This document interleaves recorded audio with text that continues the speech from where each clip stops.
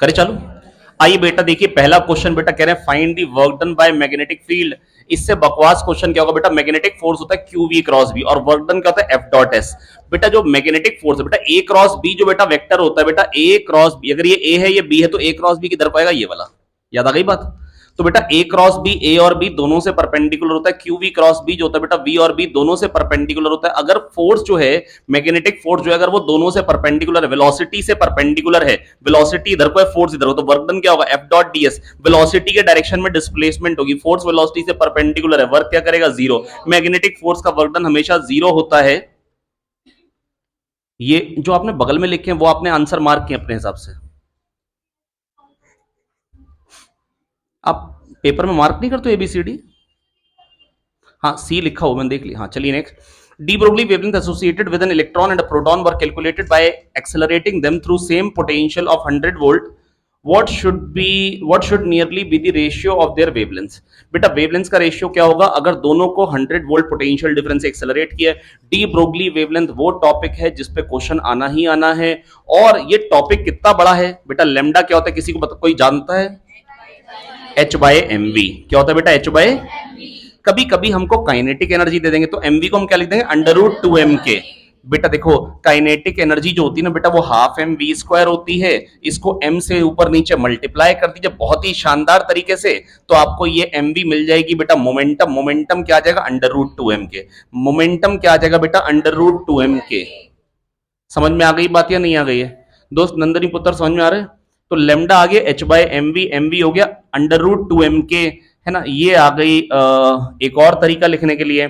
और एक तरीका ये हो सकता है कि अगर हमको कहते हैं कि चार्ज पार्टिकल क्यू है उसको वी पोटेंशियल डिफरेंस एक्सेलरेट किया फ्रॉम रेस्ट तो उसकी काइनेटिक एनर्जी क्या हो जाएगी बेटा, पोटेंशियल डिफरेंस होता है वन चार्ज को एक पॉइंट से दूसरे पॉइंट पे ले जाने में जो इलेक्ट्रिक फील्ड वर्क करती है। पोटेंशियल डिफरेंस, पोटेंशियल होती है वन चार्ज की पोटेंशियल एनर्जी। मैं अभी आपको पढ़ा रहा हूं 400 जूल एनर्जी, जब पढ़ा के जाऊंगा तो बेटा क्या बचेगी, मान लो 150 बचेगी। तो जितना डिक्रीज आएगा वो मैंने क्लास में वर्क कर दिया। तो मैं बस आपको ये कहना चाह रहा हूं बेटा जो पोटेंशियल डिफरेंस है वो वन चार्ज की पोटेंशियल एनर्जी में जो डिफरेंस आया वो है। तो बेटा जो वन चार्ज की पोटेंशियल एनर्जी डिक्रीज होगी उतना वन चार्ज पे वर्क होगा, क्यू चार्ज होगा तो वर्क क्या हो जाएगा क्यूवी। क्या हो जाएगा क्यूवी। समझ में आ गई बात या नहीं आ गई है? क्यूवी। तो बेटा यहां पे काइनेटिक एनर्जी को आप क्यूवी भी कह सकते हैं, तो ये क्या आ जाए H upon under root two M Q V, है ना। और अगर मान लो कोई कह देगा इलेक्ट्रॉन है तो बेटा क्या लिख देंगे H upon under root two M E V. और बेटा यहां पर ये जो H upon under root two M E की वैल्यू होती है ये आपको अगर याद हो तो पेपर में कैलकुलेट नहीं करनी पड़ेगी। और इसको क्यों याद होना चाहिए, क्योंकि जब कोई पर्टिकुलर वैल्यू 10 साल में 4 से ज्यादा बार यूज हो जाए ना बेटा तो इसका मतलब मेरे को वो वैल्यू याद होनी चाहिए। ये आपका टाइम वहां पे बचा लेगी। H upon under root two M E की वैल्यू क्या होती है 12.27 angstrom by under root V. तो बेटा अगर हमने H upon under root two M E की जो वैल्यू आती है वो कहती है 12.27 एंगस्ट्रॉम।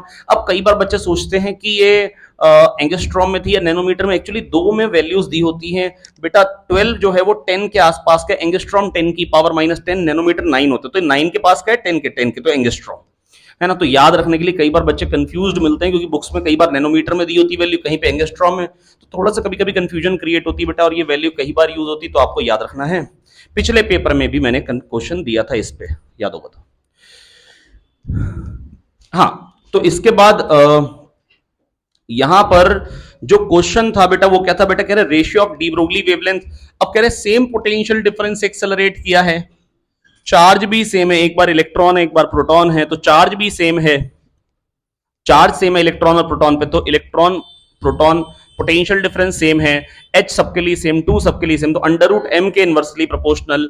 तो बेटा अगर मेरे से कह रहे हैं what is the ratio of de Broglie wavelength of electron to de Broglie wavelength of proton, तो क्या आ जाएगा under root of M P by M E, under root of M P by M E. और M P equal to 1836 M E, ये question में मेरे को दिया है, वो इसीलिए दिया है क्योंकि M P is 1836 M E, तो आ जाएगा अंडर रूट 1836। ओ इसका तो स्क्वायर रूट मेरे को मालूम नहीं है, पर बेटा मेरे को 40 का स्क्वायर 1600 मालूम है, 40 का स्क्वायर 1600 मालूम है, तो ये 40 के स्क्वायर के आसपास की ही चीज है।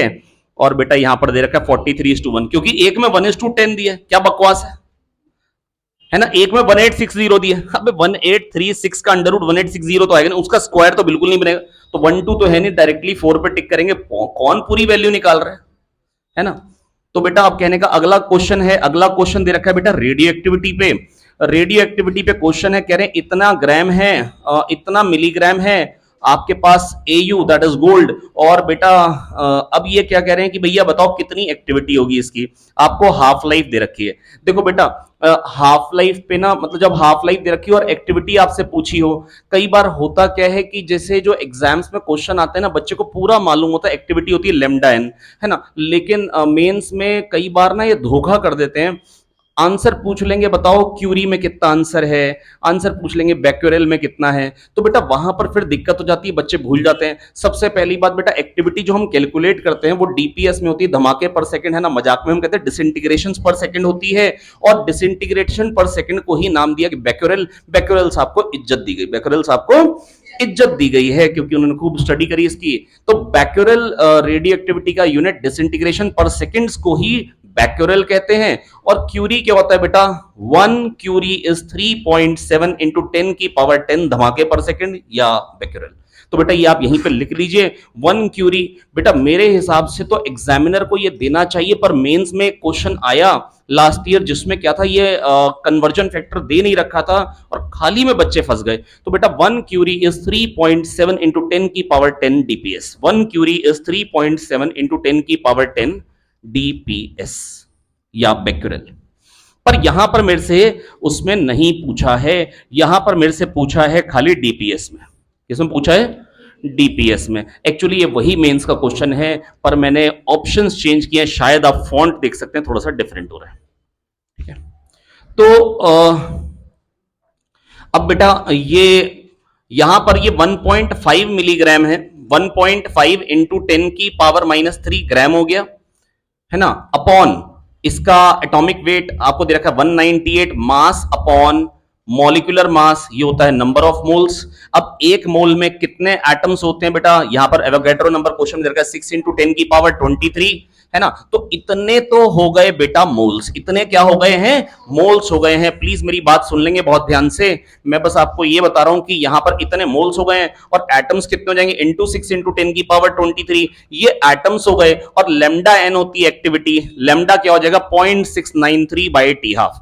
0.693 को 0.7 कहने का मन कर रहा है, ऐसा क्यों मन कर रहा है ये मैं आपको बता देता हूं, क्योंकि बेटा और ये 2.7 डेज है, डेज को सेकंड्स में कैसे कन्वर्ट करते हैं, 86400 से मल्टीप्लाई करके, एक दिन में सेकंड्स कितने होते हैं बेटा वो आप वैसे कैलकुलेट कर सकते हैं, 86400 सेकंड्स होते हैं, करना हो तो बेटा 24 आवर्स होते हैं, एक मिनट में 60 मिनट्स होते हैं, एक घंटे में 60 मिनट्स और एक मिनट में 60 सेकंड्स, आप इसको मल्टीप्लाई कर लीजिए, मैं थोड़ा तेज कर लेता हूं 86400, है ना।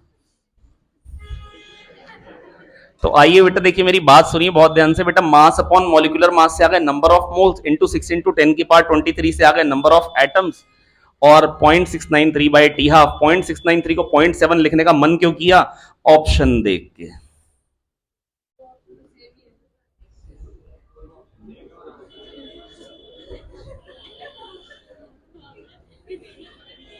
चलिए कोई बात नहीं, कोई बात नहीं, मतलब ये शहजाद भैया ने थोड़ा सा गड़बड़ कर रखी है, कोई दिक्कत की बात नहीं।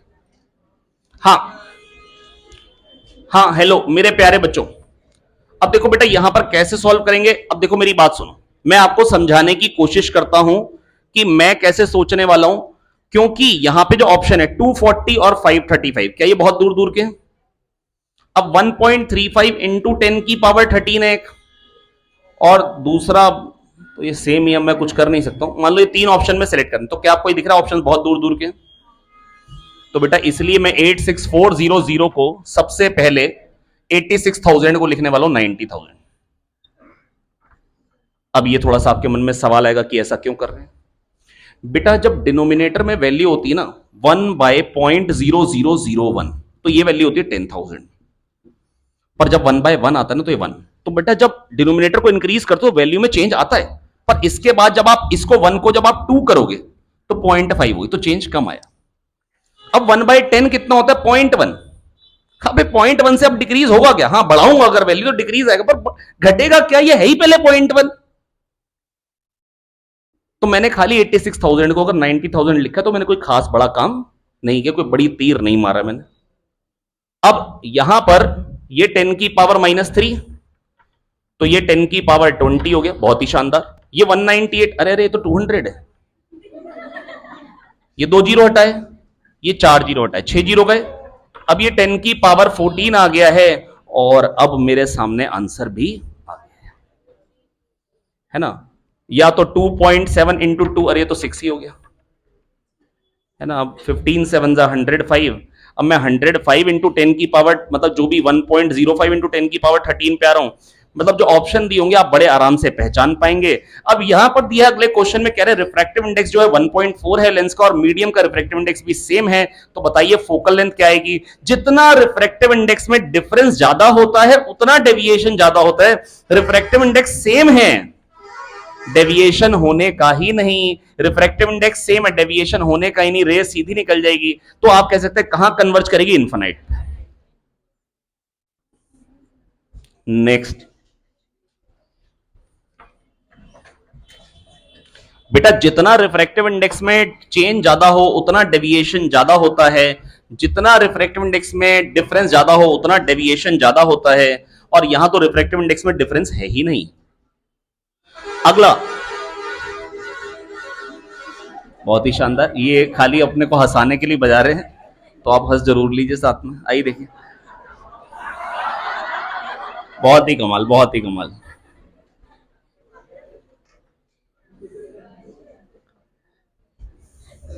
हाँ भाई, अरमान कंट्रोल पूरा बना हुआ है ना। अरमान का पेट खराब है, कह रहा सर आज मैं बीच बीच में जाऊंगा तो आप प्लीज मतलब बच्चों को बताना मत, मेरा पेट खराब है।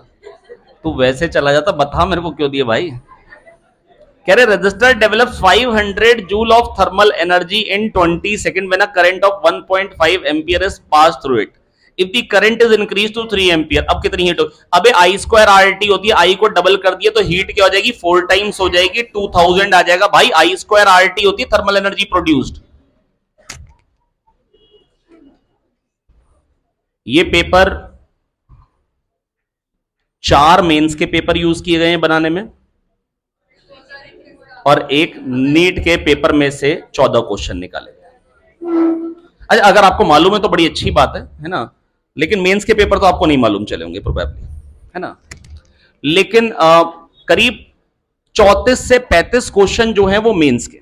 अब आप ये देख लीजिए कि ये हाल है, मतलब मेंस का तो आपका क्या हाल है, मतलब मेंस का क्वेश्चन क्यों दे रहे हैं, सिंपल सी बात है, रिपीट होगा। आई स्क्वायर आर टी, आई को डबल कर दूंगा तो 2 का स्क्वायर क्या जाएगा, 4 टाइम्स, तो पावर मतलब जो हीट डिसिपेशन है 4 टाइम्स हो जाएगा। 500 का 4 टाइम्स क्या जाएगा, 2000। बड़ा ही कीमती क्वेश्चन आपके सामने। 33.3% डिके हो चुका है। Time interval between 33.3% 33.3% decay and 66.6% decay. तो मेरे प्यारे बच्चों 33.3% अगर डिके हो गया तो 66.6% बचा, 66.6% डिके हो गया तो 33.3% बचा। तो इतना था इतना बचा। हेलो दोस्त, इतना था इतना रह गया, आधा करना है। टाइम कितना लगेगा, हाफ लाइफ। अब अगली बार मैं क्वेश्चन पता क्या बना के दूंगा, 20% डिके जब होगा, 20% डिके और 80% डिके में टाइम बताओ। 20% डिके हो गया तो 80% बचा है, 80% डिके हो गया मतलब 20% बचा है, 80 से 20 होने का टाइम, आधे का आधा, 2 हाफ लाइफ। क्या दो आ गया। ऐसा क्वेश्चन नीट में भी आ जाता है, मेंस में भी आता है, बड़ा बड़ा फेवरेट होता है ये। ऐसे क्वेश्चन कर पाएंगे अगर आप लोगों को आ जाएंगे। चलिए देखते हैं, बता रहा हूं मैं आपको कि मैं पूछूंगा, देखते कितने लोग कर पाते। Red light differs from blue light as they have, पर हां मैं जब ये क्वेश्चन दूंगा तो आप पहचान भी नहीं पाएंगे, है ना। तो अब आप, ये आप पे डिपेंडेंट है, मैं बस आपको इतना कह रहा हूं, पेपर में आप पूरे मन से जाइए, पेपर में क्वेश्चन आपके देखे हुए आएंगे, एक्चुअल नीट में भी बस आपको पहचान लेने वही क्वेश्चन है। थोड़ा सा ऐसा होगा कि भैया लिपस्टिक वर्क अलग सा करके दे देंगे। इसका आंसर है half life that is 20 minutes. अच्छा ये पूछना पड़ेगा, अरे ओ ले मेरा बच्चा, बेटा 33.3% डिके हो गया मतलब 66.666% है, 66.6% डिके हो गया, 33.3% बाकी बचा है। तो यहां से यहां आने में टाइम कितना लगेगा, हाफ लाइफ। आधा होने में टाइम क्या लगता है, आधी जिंदगी। है ना, तो ये कितनी देर की 20 मिनट्स। चलिए नेक्स्ट कह रहे रेड लाइट ब्लू लाइट से कैसे डिफरेंट है। भाई रेड होती तो ट्रैफिक रुक जाता है। हाँ चलिए आई देखिए, रेड लाइट की बेटा फ्रीक्वेंसी और वेवलेंथ जो होती है वो फर्क होती है। भाई ये तो बात मालूम है ना, रेड लाइट की फ्रीक्वेंसी और वेवलेंथ, रेड लाइट की वेवलेंथ सबसे ज्यादा होती है, फ्रीक्वेंसी सबसे कम होती है, ये सब तो आपको मालूम है, बचपन में आप लोगों ने पढ़ा था। कह रहे हैं energy dissipated by resistor in 1 second is 10 milli joule when an electric current of 2 milli ampere flows in it. और पूछ रहे हैं बताओ रेजिस्टेंस कितना है, पूछ रहे हैं रेजिस्टेंस कितना है। बेटा देखो मेरी बात सुनो बेटा, आप लोग बातचीत नहीं करेंगे है ना, बड़ा अच्छा लगता है जब आप लोग बातचीत नहीं करते। तो बेटा 2 इंटू 10 की पावर -3 का स्क्वायर, ये हो गया आई स्क्वायर आर, है ना, और ये दे रखा है आपको 10 milli joule, that is 10 into 10 की पावर -3। बहुत ही शानदार तरीके से आप यहां से रेजिस्टेंस निकाल सकते हैं। कैसे, ये हो गया 10 की पावर -2 और ये हो गया 2, ओ सॉरी 2 का स्क्वायर हो जाएगा 4 और नीचे आ जाएगा 10 की पावर -6, ये ऊपर जाएगा 10 की पावर 4, है ना।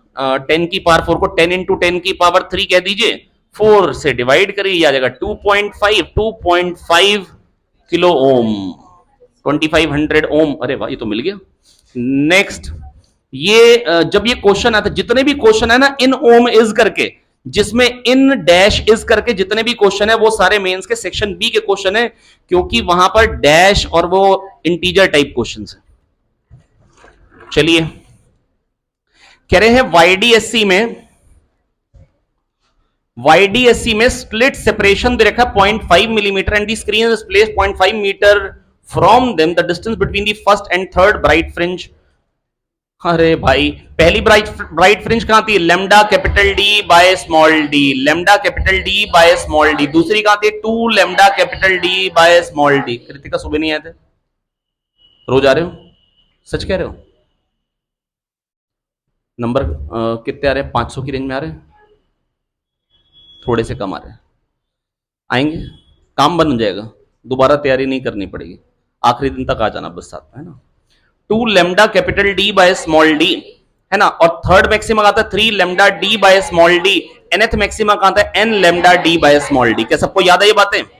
पहला मैक्सिमा कहां था, lambda capital D by small D, दूसरा था 2 लेमडा डी बाय डी, तीसरा था 3 लेमडा डी बाय डी, चौथा था 4 लेमडा डी बाय डी। पहला मिनिमा कहां था, 0.5 लेमडा डी बाय डी, दूसरा आता है 1.5 लेमडा डी बाय डी, तीसरा आता है 2.5 lambda D by D, nth minima आता है n minus half lambda D by D, N minus half lambda D by D. और फ्रिंज विड्थ क्या होती है, 2 कंसेक्यूटिव मैक्सिमा के बीच की दूरी है, 2 कंसेक्यूटिव मिनिमा के बीच की दूरी। और बेटा अगर कोई मेरे से कहेगा 2 कंसेक्यूटिव मैक्सिमा के बीच में क्या है, मिनिमा है। एक देखो 0 पे maxima, lambda D by D पे मैक्सिमा, मिड पॉइंट कहेगा 0.5 लेमडा डी बाई डी, क्या आएगा, मिनिमा। पर अगर कोई कहेगा 2 मैक्सिमा के बीच में मिनिमा, तो ये गलत है। लेमडा डी बाई डी और 3 लेमडा डी बाई डी दोनों मैक्सिमा है, इन दोनों का मिड पॉइंट क्या आएगा, maxima, 2 lambda D by D. तो बेटा 2 कंसेक्यूटिव मैक्सिमा के बीच में मिनिमा, 2 कंसेक्यूटिव मिनिमा के बीच में मैक्सिमा, 2 मिनिमा के बीच में मैक्सिमा आएगा, गलत। 2 मिनिमा का मिड पॉइंट मैक्सिमा होगा, ये गलत। चलिए इसके बाद बेटा ये कह रहे हैं कि यहां पर मेरे को कहा गया है कि फर्स्ट और थर्ड ब्राइट फ्रिंज में डिफरेंस। बेटा पहली आएगी लेमडा डी बाई डी पे, दूसरी आएगी 3 लेमडा डी बाई डी पे, तो बेटा डिस्टेंस क्या हो जाएगा, 2 लेमडा डी बाई डी। बेटा पहला मैक्सिमा कहां आता है, पहला मैक्सिमा आता है लेमडा डी बाई डी, और तीसरा मैक्सिमा कहां आता है बेटा, फ्रिंज विड्थ। पहला मैक्सिमा बीटा पे आता है, तीसरा मैक्सिमा 3 बीटा पे आता है, 3 लेमडा डी बाई डी पे आएगा, है ना।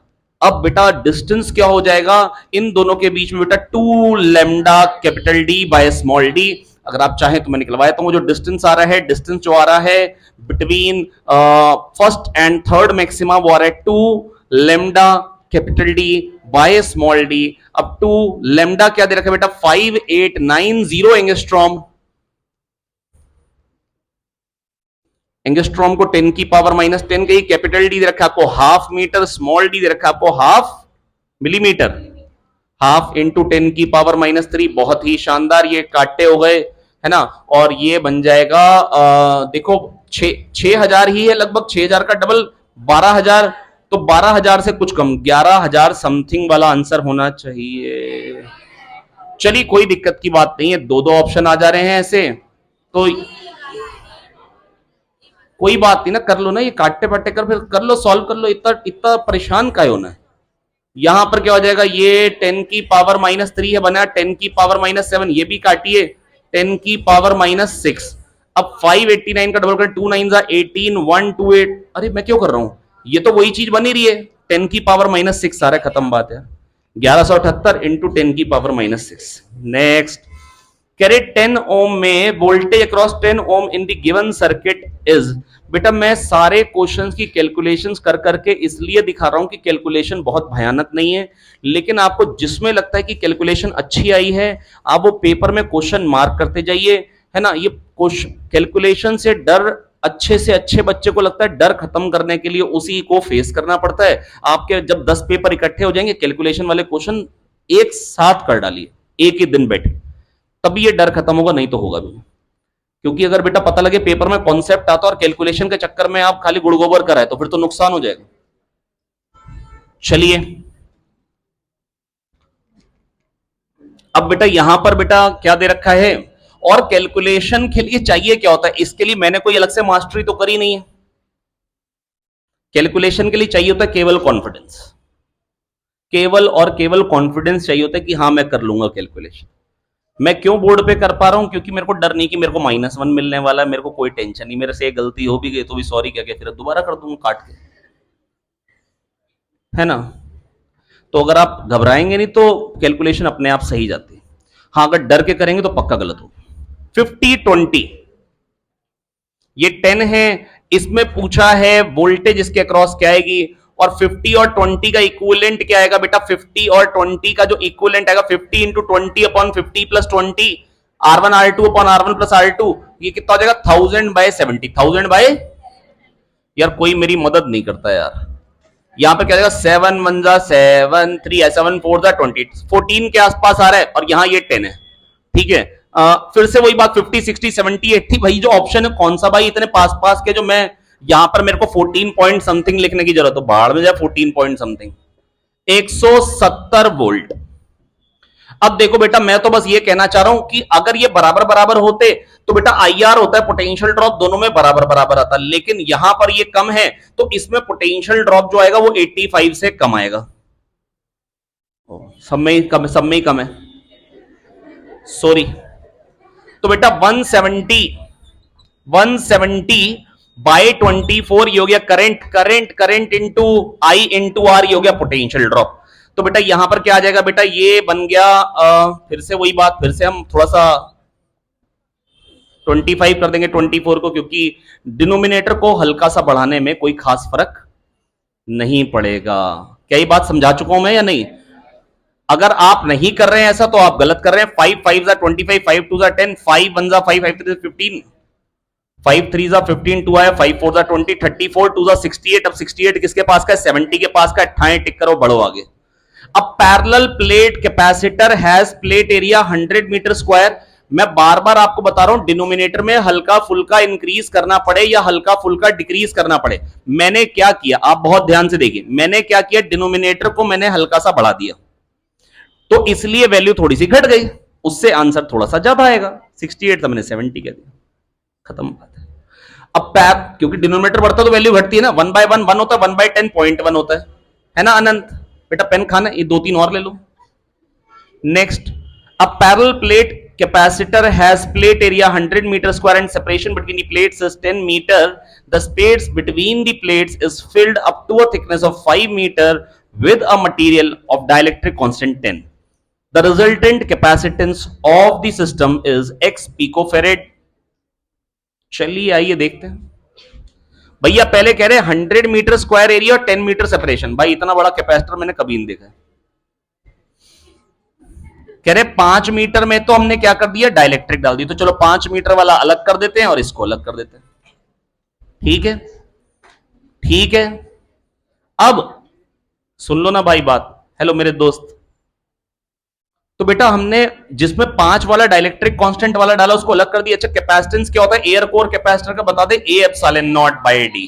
क्या होता है बेटा A epsilon naught by D, और इसका क्या होगा K A epsilon naught by D. कह रहे आधे में हमने डाइलेक्ट्रिक डाल दी तो एक कैपेसिटर बन गया डाइलेक्ट्रिक वाला और एक खाली एयर कोर।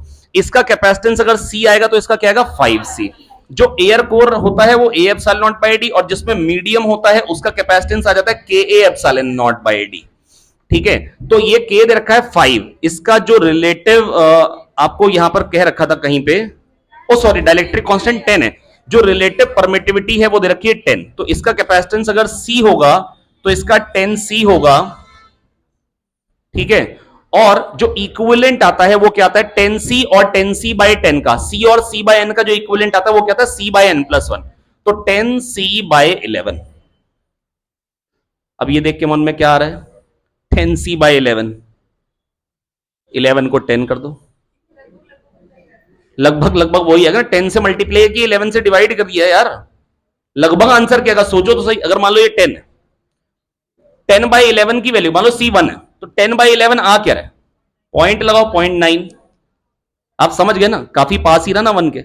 तो बेटा 10 C बाई 11, तो मैं खाली C कैलकुलेट करूंगा, ए epsilon not by D, area कितना दे रखा है 100, एप्सिलॉन नॉट क्या दे रखा है 8.85 इंटू 10 की पावर -12। ये बेटा बस ये कॉन्फिडेंस है जो मैं आपको, बस ये मैं कॉन्फिडेंटली कह पा रहा हूं ऐसे करेंगे। आपने अगर खूब सारे क्वेश्चंस एक बार कर लिए ना, इकट्ठे एक बार लिख के, आपने एक दिन 4-5 घंटे कैलकुलेशन वाले क्वेश्चन कर लिए, आपको डर नहीं लगा, आपको समझ में आ जाएगा कि मैं कैसे सोच रहा हूं। आप बार बार मैं आपको पेपर में कैलकुलेशन करके दिखाता हूं, डिफिकल्ट से डिफिकल्ट कैलकुलेशन लेके आओ, आप देखो बड़े आराम से बन जा रही है। बस थोड़ा सा दिमाग लगाना पड़ेगा, कुछ चीजें हैं बेटा जो एग्जाम में बार बार यूज होती है, जैसे पाई स्क्वायर को 10 लिखना है, जी को 3.1 पाई लिख लो, मतलब ये नॉर्मल नॉर्मल सी कैलकुलेशंस आती है, कई बार यूज होती है, तो जहां पर अगर आपने ये यूज कर ली काम बन जाता है। अब ये आ गया ए epsilon not by D, D कितना बेटा 5 है ना, अब ये कितना बन गया बेटा, ये तो गया 10 की पावर -10, और आंसर किस में था ना, पिको फेरेड में ना, तो इसको 12 रहने दो, इसको 12 रहने दो, फिर ये 100 का मत काटो, ये 885 कर दो, पॉइंट हटा के 885 बाय 5 करना। क्या हो गया, क्या बेटा 10 मीटर था ना, 10 मीटर का गैप था बेटा, सुन नहीं रहे मेरे बात, कहाँ है अनिका रुमन राय, कहाँ है अनिका, अच्छा मतलब पूरा नाम, मतलब आवाज आ रही थी ना, मतलब दिख नहीं पा रही थी। हाँ तो बेटा मैं बस ये क्या,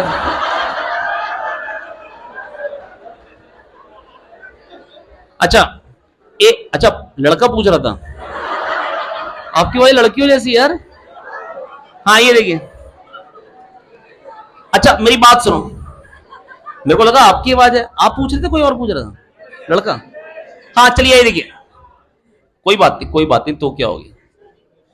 हाँ तो बेटा देखो मेरी बात सुनो, ये जो डिस्टेंस है ना बेटा वो 10 मीटर है, 5 मीटर में डायलेक्ट्रिक डाल दी, 5 मीटर एयर कोर वाला, तो ये अगर सी है तो इसमें जो 5 मीटर वाला डायलेक्ट्रिक डाले, डायलेक्ट्रिक कांस्टेंट 10 का, तो इसका सी इसका 10 सी, तो मैंने कहा इक्विवेलेंट आएगा 10 सी बाय 11 लगभग सी, तो सी निकालो खाली, A epsilon naught by D से खट्टे से निकाल दो बेटा। यहाँ पे 5 1 जा 5, 3 आया, 5 7 जा 35, 3 आया, 5 7 जा 35, 177 पिको फेरेड, और 177 पिको फेरेड किसके पास जाके गिरेगा, 161 के पास, क्योंकि बेटा था तो 10 बाय 11 ना, समझ नहीं रहे मेरी बात, था क्या 10 बाय 11 का मतलब क्या हो रहा है, अरे सुन तो लो, 0.9 टाइम्स का मतलब क्या हो, 10% कम करना है ना, 90% है ना, तो 10% कम करो, 177 का 10% क्या होगा 17, इसको 17 कम करो, 161 मिल जा रहा है।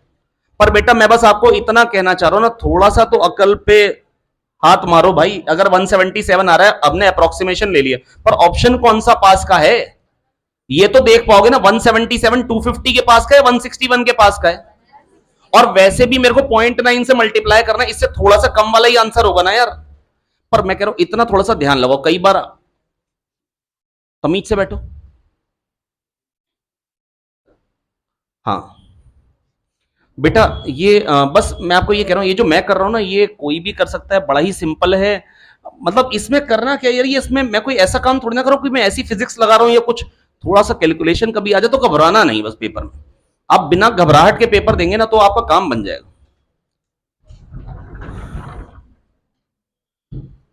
मैंने एक ना जे एडवांस 2020 का एक बार सॉल्यूशन बनाया था, प्रोबेबली याद आ रहा है मेरे को, जहां पे जिसमें मैंने आज तक का कोई सबसे कैलकुलेशन वाला पेपर देखा है ना, बच्चे बड़े परेशान होते पेपर के बाद, और मैंने हर एक कैलकुलेशन की मजाक बना रखी, देखो कैसे आराम से बन जा रहा है, मतलब बस आपको चाहिए क्या होता है ना, मैं बताऊं पेपर में होता क्या, आप लोग जब पैनिक हो जाते हैं ना, हल्की सी कैलकुलेशन देख के आपको 15 माइनस 6.66 करना पड़ जाए ना फट्टे से ओरली, तो आप लोग घबरा जाते हैं। तो कोशिश उस टाइम अगर आपको मतलब मन पैनिक कर ही गया तो लिख के कर लो कि मैं ओरली इसलिए कर ले रहा हूं क्योंकि बेटा मेरा एग्जाम नहीं है और मैं पैनिक कंडीशन में आ ही नहीं सकता, मेरे से हद से हद गलती हो जाएगी तो मेरे को दोबारा से लिख, आप कहोगे एक भी ऑप्शन नहीं, मैं कहूँ चलो दोबारा कर, है ना। तो आप अगर पैनिक मोड में आ गए तो उस टाइम लिख के कर लो, ओरली नहीं हो पा रहा तो आपको पता होना चाहिए भी कहां गलती हो रही है और गलती नहीं करनी।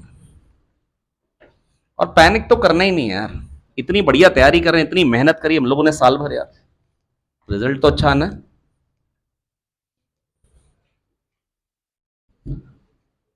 तो टेंजेंट पेमा पुत्र टी पी पी। तो बेटा मैं ये कहना चाह रहा हूं, अगले क्वेश्चन मेरे को कह रहे हैं बेटा वेलोसिटी किसके प्रोपोर्शनल है, बेटा 2.18 इंटू 10 की power 6 Z by N metre per second. बेटा nth ऑर्बिट में जो वेलोसिटी आती है वो क्या थी, 2.18 इंटू 10 की power 6 Z by N metre per second. तो 1 बाय एन के प्रोपोर्शनल जो एनर्जी आती है -13.6 Z square by N square, N की पावर -2 के प्रोपोर्शनल, और जो रेडियस आता है 0.53 एन स्क्वायर बाय जेड वो क्या आता है एन स्क्वायर के प्रोपोर्शनल। अगर बेटा अगर आप पूरी वो वैल्यूज याद नहीं रख सकते हैं, बस आप एक बात याद रख लीजिए, रेडियस में मास नीचे आता है। अगर आपसे पूरा याद हो पा रहा है N square H square epsilon naught upon pi M Z E square तो बड़ी अच्छी बात है, इसका तो कोई तोड़ ही नहीं है। पर मैं तो बेटा बस ये कह रहा हूं रेडियस में मास नीचे आता है, एनर्जी में मास ऊपर आता है, और रफ्तार में मास नहीं आता है, मास पे डिपेंड नहीं करती है रफ्तार। तो अगर वहां पर कह देंगे इलेक्ट्रॉन को हमने रिप्लेस कर दिया एक हाइपोथेटिकल पार्टिकल से जिसका मास जो है डबल है इलेक्ट्रॉन के मास के, तो जो भी एनर्जी पहले आती थी उस ऑर्बिट में उससे डबल हो जाएगी। इस बार मैंने शायद 207 वाला दिया, 207 टाइम्स ले लिया मास ऑफ इलेक्ट्रॉन के। चलिए यहां पर अगले क्वेश्चन में दिया है एक हॉट वायर एमीटर है। इसका मतलब hot wire ammeter, hot wire instruments कौन से होते हैं जो एसी मेजर करते हैं, वो हीटिंग इफेक्ट से वर्क करते हैं। कह रहे हैं AC current is given by I1 sin omega T plus I2 cos omega T. तो बेटा A sine theta plus B cos theta की जो मैक्सिमम वैल्यू होती है वो क्या होती है under root A square plus B square. बेटा बोल लेंगे A sine theta plus B cos theta की जो मैक्सिमम वैल्यू होती है वो क्या होती है under root A square plus B square के बराबर। अगर मान लो ये होता I1 sin omega T plus I2 cos omega T के बदले होता sin omega T plus five, तो बेटा मैं आपको याद दिलाता हूं सुपर पोजिशन ऑफ एसएचएम में, सुपर पोजिशन ऑफ वेव्स में, इंटरफेरेंस में बड़ी बार ये बात यूज कर चुके हैं कि अगर A1 sin omega T plus A2 sin omega T plus five है, ये हो गया सुपर पोजिशन ऑफ ऑसिलेशन, जहां पर जो एम्पलीट्यूड आ जाता है, जो मैक्सिमम वैल्यू आती है वो क्या आती है A1 और A2 का क्या करना होता है वेक्टर सम करना होता है, और उन दो वेक्टर के बीच में एंगल क्या लेना होता है जो फेज डिफरेंस होता है under root of A1 square plus A2 square plus 2A1 A2 cos five, under root of A1 square plus A2 square plus 2A1 A2 cos five. हारे हुए चेहरे मजा नहीं आता देख के यार, हार पहले से नहीं मानो ना यार, दौड़ो तो सही ना, ऐसे लटक के नहीं बैठो। Under root A1 square plus A2 square, तो ये क्या जाएगा I1 sin omega T plus I2 cos omega T, under root I1 square plus I2 square, ये हो गई पीक वैल्यू, ये मैक्सिमम वैल्यू हो गई बाय रूट 2। कह रहे हैं सोलेनॉइड है 1000 टर्न्स पर मीटर है, कह रहे हैं कोर है जिसकी परमिएबिलिटी जो है रिलेटिव परमिएबिलिटी 500 है, मैग्नेटिक फ्लक्स डेंसिटी मतलब मैग्नेटिक फील्ड बतानी है। वैसे तो बेटा मैग्नेटिक फील्ड जो होती है म्यू नॉट आई एन होती है, पर कोई मीडियम डाल दो तो म्यू आर टाइम्स हो जाती है। सोलेनॉइड के अंदर जो फील्ड होती है वो म्यू नॉट आई एन होती है, सोलेनॉइड के अंदर जो फील्ड होती है वो म्यू नॉट आई एन होती है, और अगर कोई उसके अंदर मीडियम डाल दो तो म्यू आर टाइम्स हो जाती है, mu naught I N into mu R हो जाती है, mu naught I N into mu R हो जाती है। पिछले से पिछले पेपर में भी इसी पे क्वेश्चन आया था, जो 12th का पिछले से पिछला पेपर था, और जो लोग नहीं कर पाए हैं इसका मतलब आप लोगों ने प्रैक्टिस नहीं की।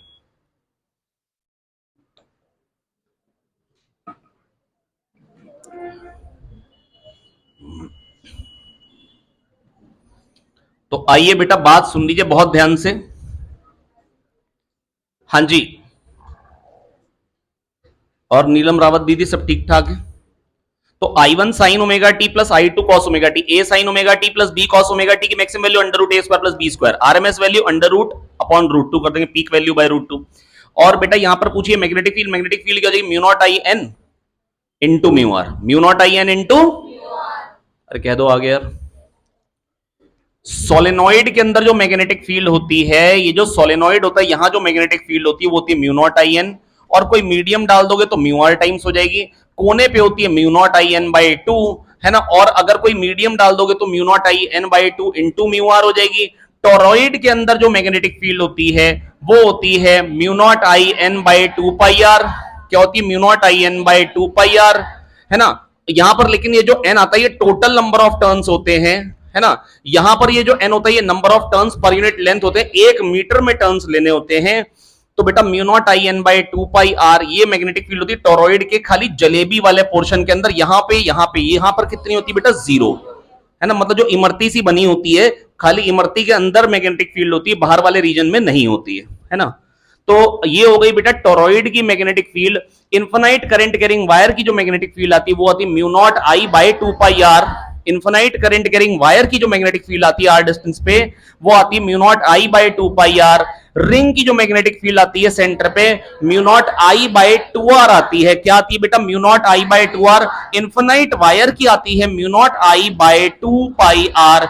और बेटा जो रिंग के सेंटर पे आती है वो आती है mu naught I by two R. कह दो आया।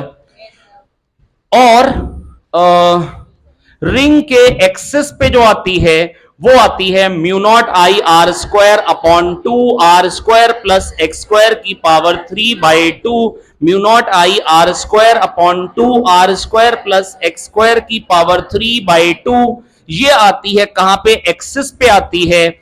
लेकिन अगर कोई कहेगा अच्छा ये कम यूज होती है, सबसे कम जो क्वेश्चन आएगा वो इस पे आएगा, सबसे ज्यादा जो क्वेश्चन आएगा वो करंट कैरिंग वायर पे आएगा, इन्फिनाइट, है ना, और सेमी इन्फिनाइट पे। सेमी इन्फिनाइट की क्या आती है? Mu naught I by 4 pi R. Mu naught I by 4 pi R ये मैग्नेटिक फील्ड आती है यहां पे। अगर मान लो ऊपर तक तो पूरा है, नीचे वाला पोर्शन काट दिया, इसके कारण जो मैग्नेटिक फील्ड आती है वो आती है mu naught I by 4 pi R. आधे के कारण आधी, mu naught I by 2 pi R infinite के कारण है, सेमी इन्फिनाइट खाली इतने पोर्शन के कारण आधी। कह दो आगे mu naught I by 4 pi R, mu naught I by 4 pi R, ठीक है। और अगर कोई कहेगा आर का खाली इतना पोर्शन ले लिया, थीटा एंगल का ले लिया, अब बेटा यहां पे मैग्नेटिक फील्ड क्या? Mu naught I by 2 R आती है 2 पाई एंगल के कारण। Mu naught I by 2 R आती है 2 पाई एंगल के कारण, 1 एंगल के कारण mu naught I by 2 R upon 2 pi, theta के कारण into theta. Mu naught I by 2 R into theta by 2 pi, mu naught I by 2 R into theta by 2 pi. हो गया। Next कह रहे हैं carbon, which level of carbon has same energy as the ground state energy of hydrogen atom. ये question था JEE mains का, बड़ी अजीब बात थी, ये मैंने लिखवा दिया आपको फिर से, यहां पर शायद फॉन्ट इन्होंने मैच कर दिया। Assume Bohr's model to be valid. बेटा बोहर्स मॉडल तो वैलिड ही सिंगल इलेक्ट्रॉन स्पीशी के लिए है, कार्बन के लिए तो है ही नहीं। या तो बोलोगे C5 पॉजिटिव। बेटा अगर कोई मेरे से पूछेगा, पिछले पेपर का ही शायद क्वेश्चन था या उस पिछले से पिछले पेपर का, और बेटा ये बड़ा ही इंपॉर्टेंट है, बोहर्स मॉडल वैलिड किसके लिए? क्या हीलियम के लिए वैलिड है, He के लिए, He+ के लिए, 1 इलेक्ट्रॉन सिस्टम के लिए, Li के लिए, Li2 पॉजिटिव के लिए। कोई कहेगा Li के लिए वैलिड है, Li+ के लिए, Li2+ के लिए, Li3+ के लिए, Li2+ के लिए। जब एक इलेक्ट्रॉन बचेगा, जब कितने इलेक्ट्रॉन बचेंगे? एक इलेक्ट्रॉन बचता है, उसके लिए वैलिड होता है Bohr's model is valid for 1 electron system. Manish Bhakuni आप इधर नहीं देख रहे हैं बेटा, मेरे को बिल्कुल अच्छा नहीं लग रहा है।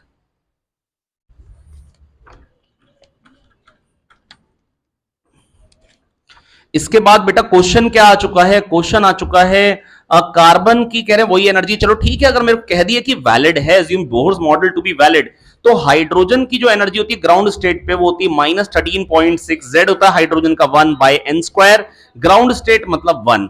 और अगर हाइड्रोजन के लिए, सॉरी कार्बन के लिए कह रहे हैं, कार्बन का Z क्या होता है, एटॉमिक नंबर क्या होता है? 6। बेटा जिसको कार्बन का एटॉमिक नंबर ना मालूम मेरे को अकेले मिलो, मैंने कुटाई लगानी बुरी तरीके से। -13.66² अब आप समझ सकते हैं यहां पे 1 1 है तो यहां पे 6² है, बराबर करें तो ये भी 6², तो n की वैल्यू क्या आ जाएगी? 6। कितने लोग ये क्वेश्चन सही करने में कामयाब हुए? यार आप लोग तो यार बॉन्ड हो यार, जी नहीं, पिंकी नहीं करके तो हाथ क्यों नहीं उठाया? अच्छा mg है ज्यादा तुम्हारा, तो m इनफाइनाइट है।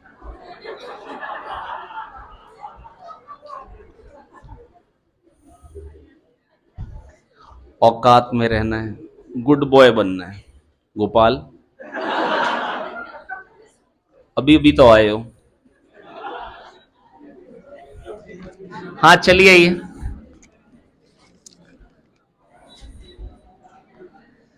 तो अच्छा अच्छा बेटा देखो, तफरी कर सकते हैं लेकिन बेटा मतलब भर के, और बेटा आपस में डिस्कशन बाद में। हाँ बेटा रौनक उसको बाद में बता देना। नहीं बता लो पहले बता लो उसको, अभी मेरे से सुन ले।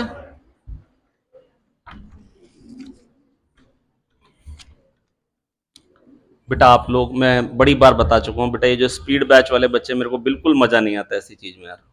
थोड़ा सा मतलब लेवल डाउन करें अपना यार हरकतों को। चलिए ये देखिए, अच्छा अगला क्वेश्चन के 10 एम्पियर है और एरिया दे रखा है, ड्रिफ्ट वेलोसिटी दे रखी है, आपसे पूछा गया नंबर ऑफ इलेक्ट्रॉन्स पर मीटर क्यूब, स्मॉल एन पूछा है। बेटा कौन सा रिलेशन है जो जानते हैं, I equal to N E A V D, I equal to N E A V D, I equal to N E A V D. E क्या होता है, 1.6 इंटू 10 की पावर माइनस 19।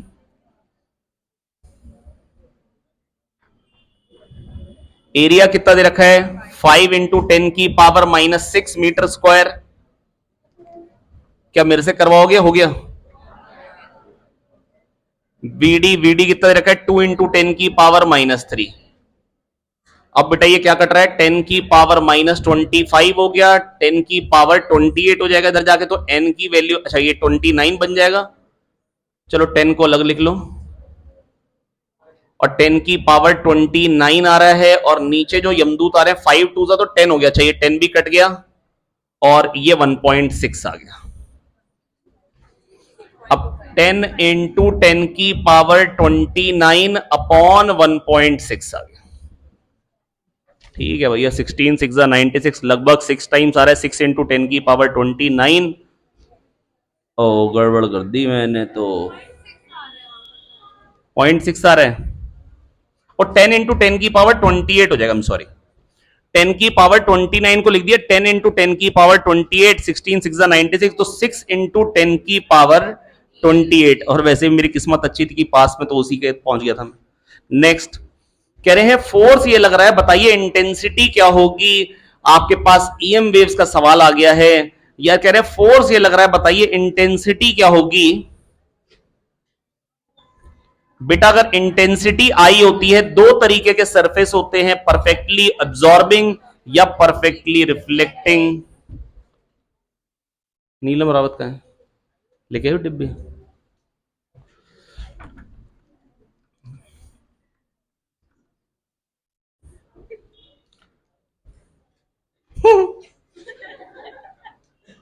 हाँ ये देखिए, तो यहां पर ये परफेक्टली एब्जॉर्बिंग है, एब्जॉर्प्टिविटी 1 है, तो आई इंटू ए ये एनर्जी आ रही है, ई बाय सी होता है मोमेंटम, और परफेक्टली एब्जॉर्बिंग है,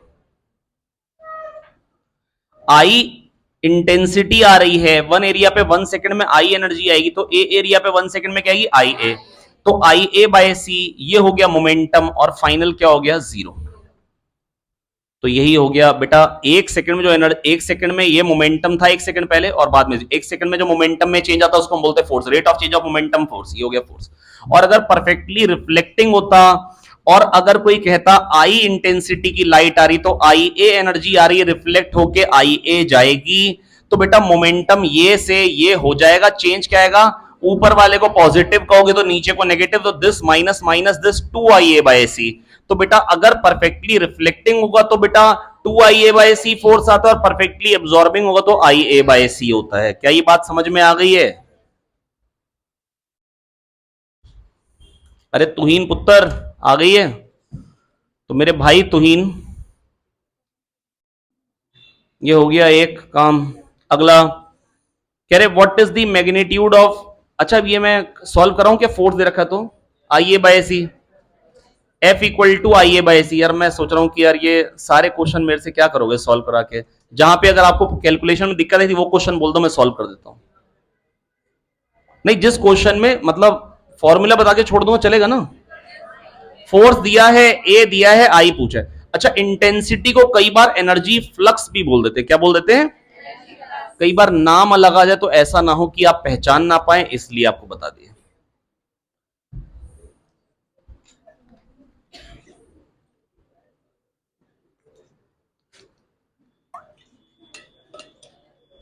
और छोटू मेरे दोस्त, छोटू कहें, और छोटू भाई सब ठीक ठाक है?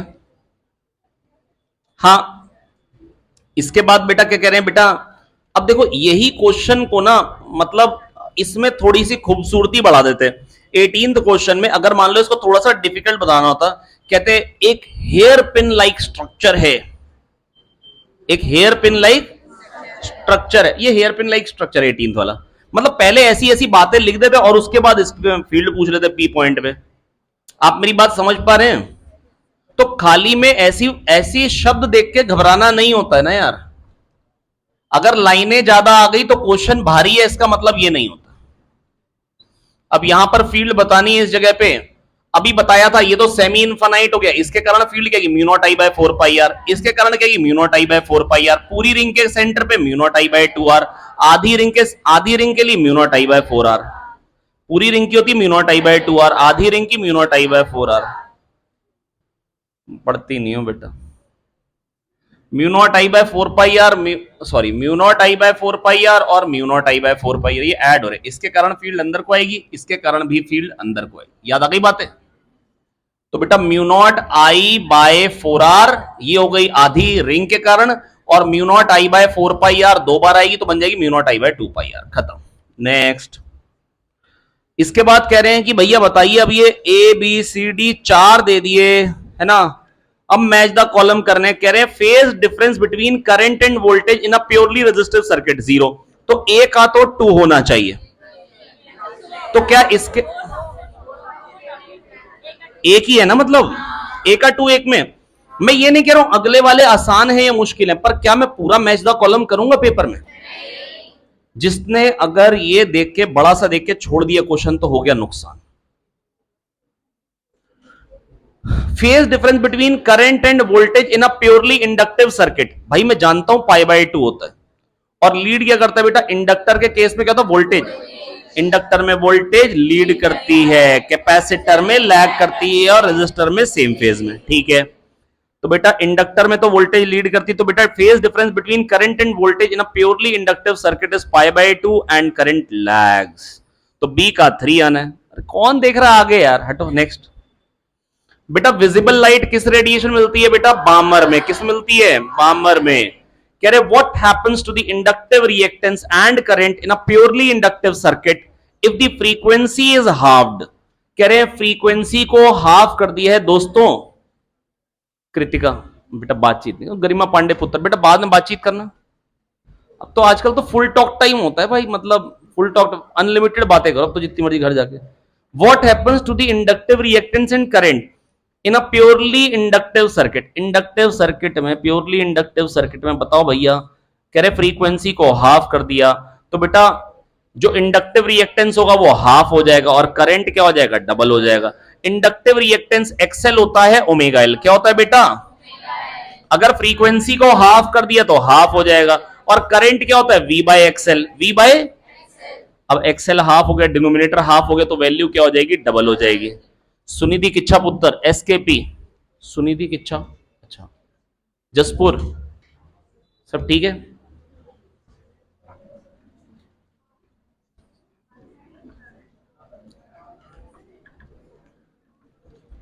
ये मेरे दोस्त नुडुप वगैरह आए हैं क्या, नुडुप सेपाक, ना ना ना ना ना, बारिश हो रही भाई, गल जाएंगे आ जाएंगे तुम। हाँ ये देखिए, सेपाक भी नहीं है यार, मैंने सेपाक को तो देखा था।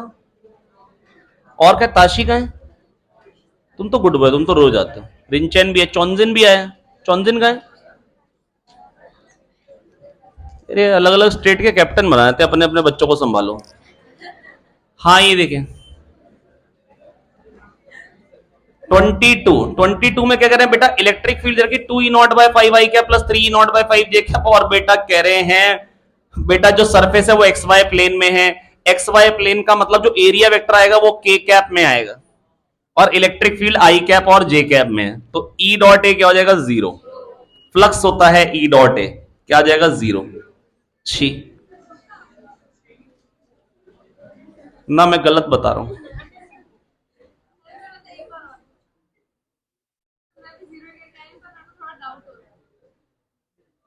मैं कभी कभी बच्चों को तो यहां से फेंक देता हूं, √2h/g टाइम में मौत हो जाती है बेटा। और क्या बेटा, अगर एक्स वाई प्लेन में सरफेस है, एरिया वेक्टर जो होता है ना बेटा वो सरफेस से परपेंडिकुलर होता है। एरिया वेक्टर जो होता है सरफेस से परपेंडिकुलर होता है ना। तो इधर को आ गया, इलेक्ट्रिक फील्ड है आई कैप में और जे कैप में, तो बेटा वो एरिया वेक्टर से परपेंडिकुलर है। ई डॉट ए क्या हो जाएगा, 0। क्या तो समझ में आ गया? अरे अरमान कंट्रोल बनाऊंगा पूरा। हाँ ये देखिए, तो अरमान मेरे दोस्त कह रहे 2 माइक्रोफैरेड। अब देखो मैंने दूसरे बैच को तो आज रिवाइज कराया था पिछला पेपर, आप देखो 23rd क्वेश्चन लगभग लगभग वही तो है जो पिछले पेपर में आया था, बस थोड़ी सी शक्ल सूरत बदल के आया। पहले हमने C1 को चार्ज किया था, फिर C2 के साथ कनेक्ट किया था। पहले हमने C1 के साथ चार्ज किया था, फिर C2 के साथ कनेक्ट किया था, और वहां दे रखा था फाइनल पोटेंशियल डिफरेंस कितना हो गया दोनों के क्रॉस। तो बताओ किसको कनेक्ट किया, कौन से कैपेसिटर को कनेक्ट किया। यहां पर कैपेसिटेंस दे दिया गया है और पूछा गया है बताइए पोटेंशियल डिफरेंस कितना आ जाएगा इक्विलिब्रियम कंडीशन में। वही क्वेश्चन में वेरिएबल खाली बदल दिया। आप लोग एक काम कर लीजिए, बस जो पेपर अब हुआ था जैसे पिछला वाला, उसका सॉल्यूशन मैं आज अपलोड कर दूंगा, इसका भी सॉल्यूशन अपलोड कर दूंगा। अगर कर नहीं सकते तो कम से कम एक बार और देख लीजिए। वैसे अपने आप करें तो बड़ा ही अच्छा है, आपको 3-3 4-4 बार एक एक पेपर करना है, काम ऐसा ही मिलेगा, वही यही क्वेश्चन रिपीट होके आना है। आइए देखिए, C1 वाला कैपेसिटर है 2 माइक्रोफैरेड और मैंने जोड़ दिया है किसके साथ, 8 माइक्रोफैरेड के साथ। 2 माइक्रोफैरेड वाला है, जोड़ दिया है 8 माइक्रोफैरेड के साथ। प्लीज सुन लेंगे मेरी बात। Capacitor of capacitance 2 microfarad is charge to a potential difference of 10 volt. तो इस पे चार्ज है, सीवी से चार्ज है 20 माइक्रो कुलाम, ये चार्ज आ गया। अब इसको जोड़ दिया 8 के साथ। अब कह रहे हैं कि भैया अब इसको इसके साथ कनेक्ट किया तो इसका चार्ज कुछ इसमें भाग जाएगा, बट गया दोनों में, पर क्या टोटल चार्ज बदल जाएगा? नहीं नहीं। अब ये पैरेलल में, तो दोनों के क्रॉस पोटेंशियल ड्रॉप क्या आएगा, बराबर बराबर अलग अलग।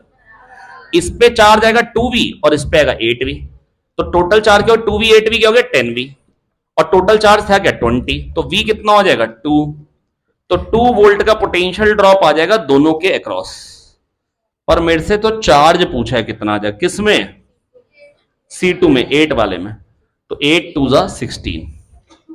सही आ गया आंसर।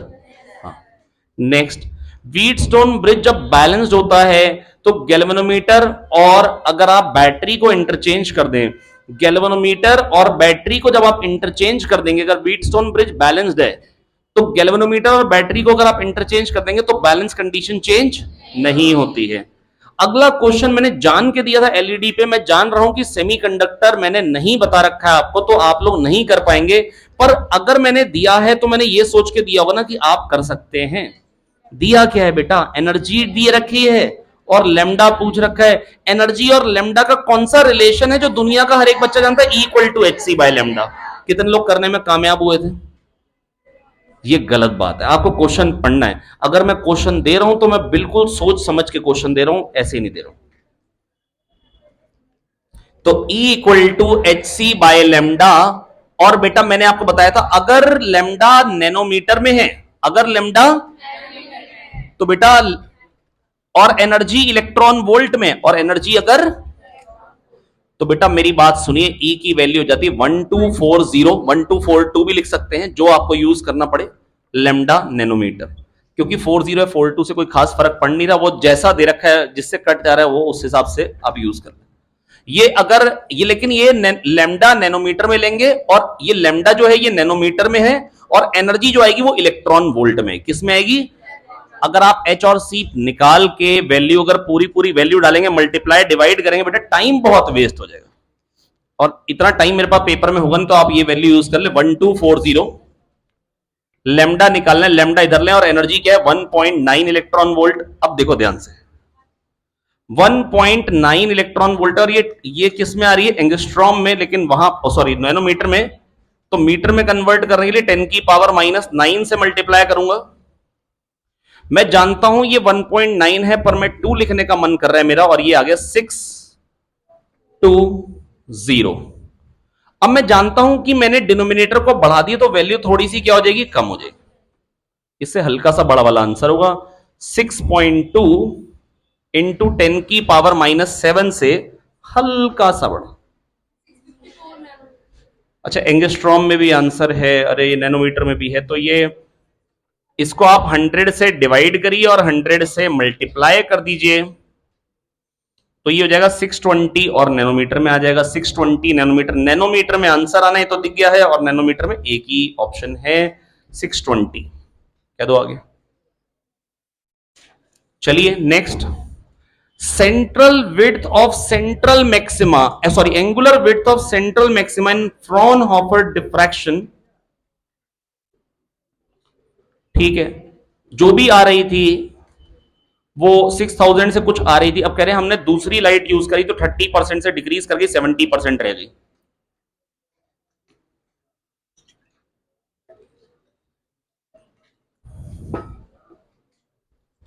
यार इसने ना टिक नहीं कर रखे, साइड साइड में लिख रखे हैं यार, एक गलत हो गया।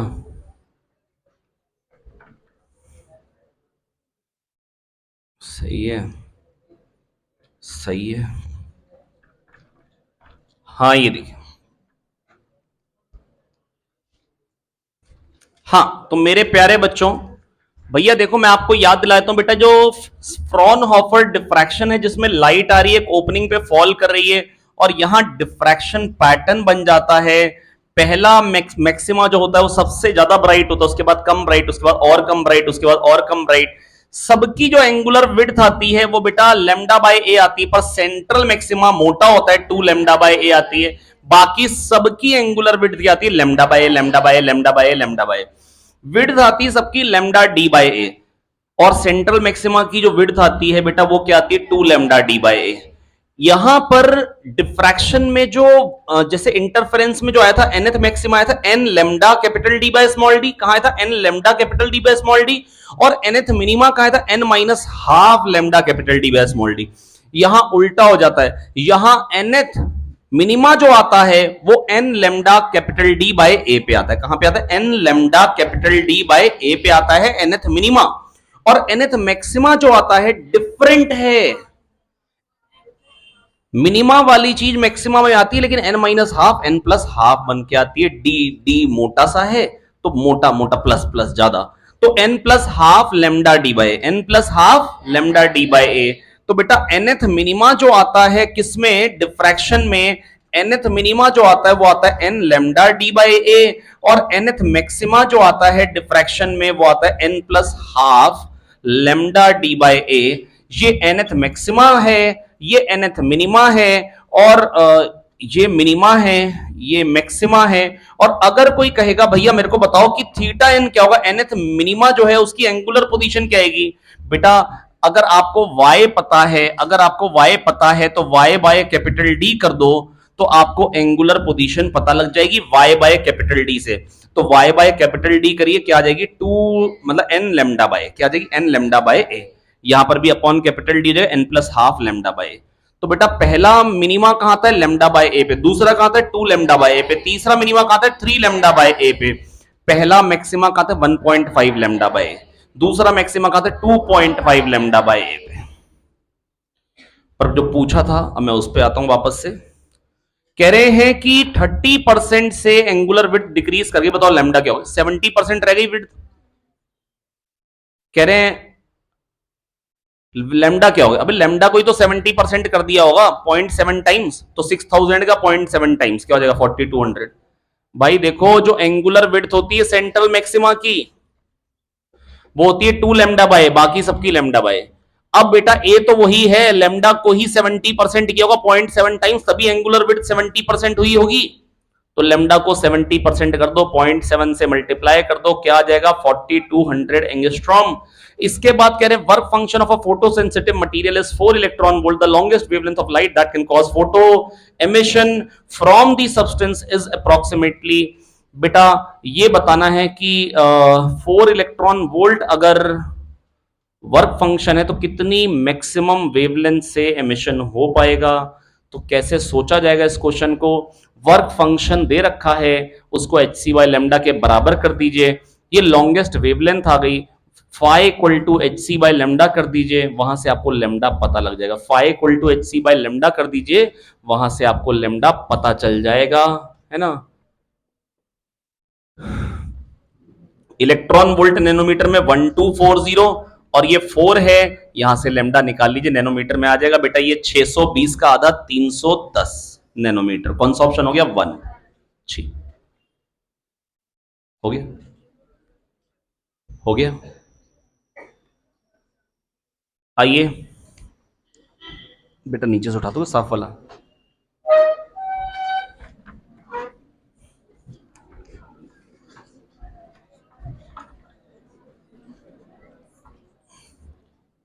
शांति।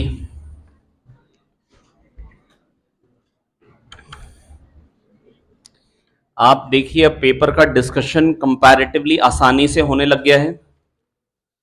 अगर मैं पिछला पेपर ही बात करूं, जब मैं आपके साथ दोबारा डिस्कस कर रहा था तो 2 घंटे की क्लास में भी पूरा डिस्कस नहीं हो पाया था, जब मैं दोबारा डिस्कस करता। आज ये कंपैरेटिवली हम जल्दी जल्दी कर पा रहे हैं और कंपैरेटिवली हम कंफर्टेबल स्टेट पे आ चुके हैं।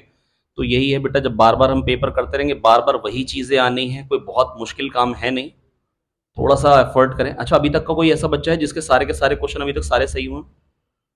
26 क्वेश्चन तक, 1 2 3 4 5 6 6 7 8, बहुत बढ़िया। अरे वाह फाजिल, इस बार आपका भी बढ़िया हो गया यार, फिजिक्स बहुत बढ़िया यार। इतना बढ़िया तो दिमाग है, पता नहीं क्या फोबी बना रखा है फिजिक्स का। चलिए next. A proton and an alpha particle are accelerated from rest to the same energy, the de Broglie wavelength lambda P and lambda alpha. अभी तो बताया था बेटा, लेमडा क्या होता है? H by M V. मदद कर देता हूं बेटा, एम वी को लिखा था √2m के, और अगर कोई कहेगा क्यू चार्ज को v पोटेंशियल डिफरेंस से एक्सेलरेट किया तो h अपॉन √2m/qv। बेटा ये बहुत ही इंपॉर्टेंट है, और ऐसे ही एक्सप्रेशन और कहां देखने को मिले थे same? Motion of charge particle in magnetic field, जब परपेंडिकुलरली फेंको तो क्या करता है? सर्कुलर पाथ में r क्या आता है? mv by QB. mv को लिखा था √2m के, और यही k को लिखा था फिर qv। वही सेम एक्सप्रेशन, जो एक जगह कर रहे हो वही हर जगह कर रहे हो। ये सेम वहां पर लिखा था r equal to M V by QB. इस बार इस पे क्वेश्चन आ गया, अगली बार इसमें घुसा हुआ क्वेश्चन आ जाएगा। बहुत बड़ा पिटारा है ही नहीं भाई। √2m/k/qb, और अगला क्या बन जाता है? k को लिख दीजिए qv। ये बेटा बहुत ही इंपॉर्टेंट है, ये जो लिखा है मैंने अभी बोर्ड पे, ये दोनों बातें बहुत इंपॉर्टेंट हैं।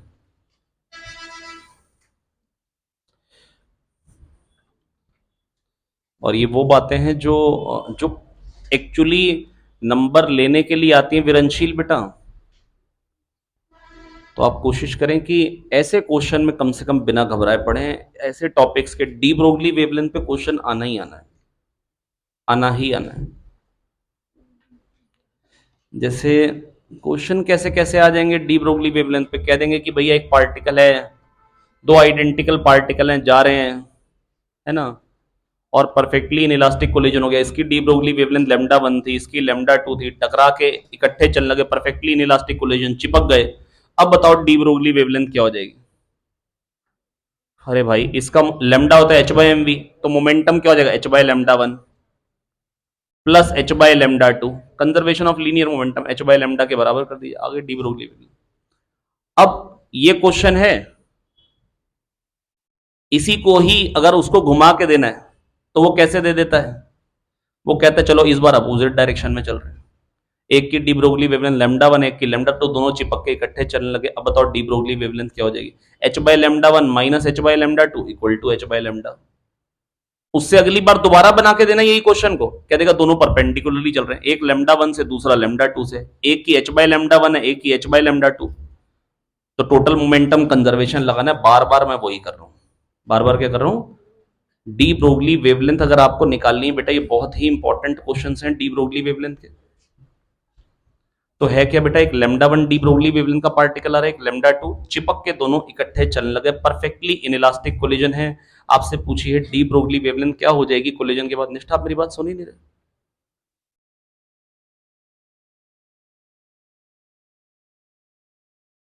ये lambda one D Broglie wavelength से चल रही है, लेमडा टू अब इसकी लेमडा हो गई, तो बेटा करना क्या है, टोटल मोमेंटम खाली कंजर्वेशन लगाना है, एच बाई लेमडा वन इसका, एच बाई लेमडा टू इसका, और फाइनली एच बाई लेमडा। क्या ये बात समझ में आ गई? ये अपोजिट में चल रहे हैं, परपेंडिकुलर में भी वो आपको नहीं चला के देगा। नहीं, मेंस में कई बार आ चुके हैं, तो डी ब्रोगली वेवलेंथ का अगर वो लेवल बढ़ा के क्वेश्चन देना चाहेगा मेंस का उठा के, तो वो ये क्वेश्चन है जो आपके सामने रखे, और ये कई बार मेंस में है, एक बार नहीं।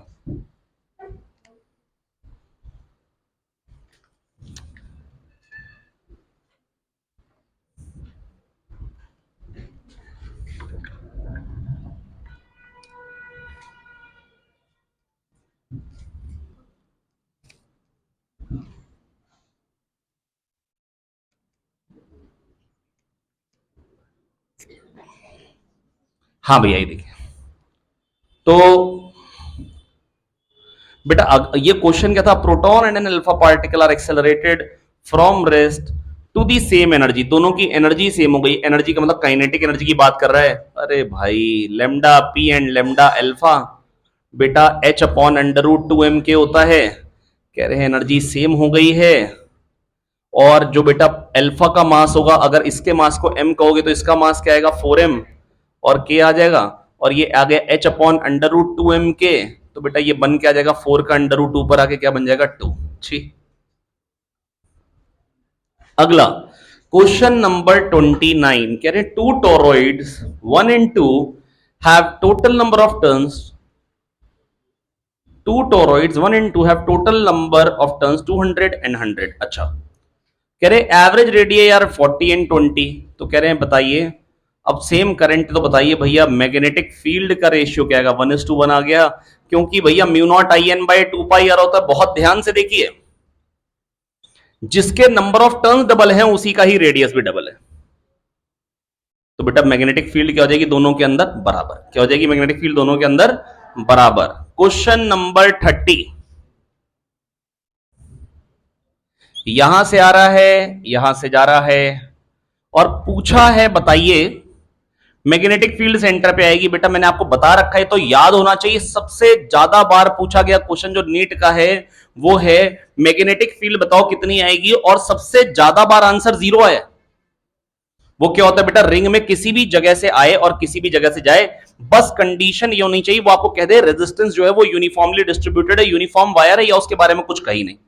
बस एक बार ऐसा क्वेश्चन आया था जिसमें उन्होंने जनता को हताश किया था, उन्होंने क्या किया, ऐसे दे दिया और बोला कि इस वाले पार्ट का और इस वाले पार्ट का रेजिस्टेंस सेम है, तो बच्चों ने खट्ट से 0 पे मार किया। अब बेटा अगर रेजिस्टेंस सेम है और यहां पे आई करंट आ रहा है, तो यहां पे भी आई बाई 2 जाएगा, इस और इसमें भी आई बाई 2 जाएगा, अब कटेगा नहीं।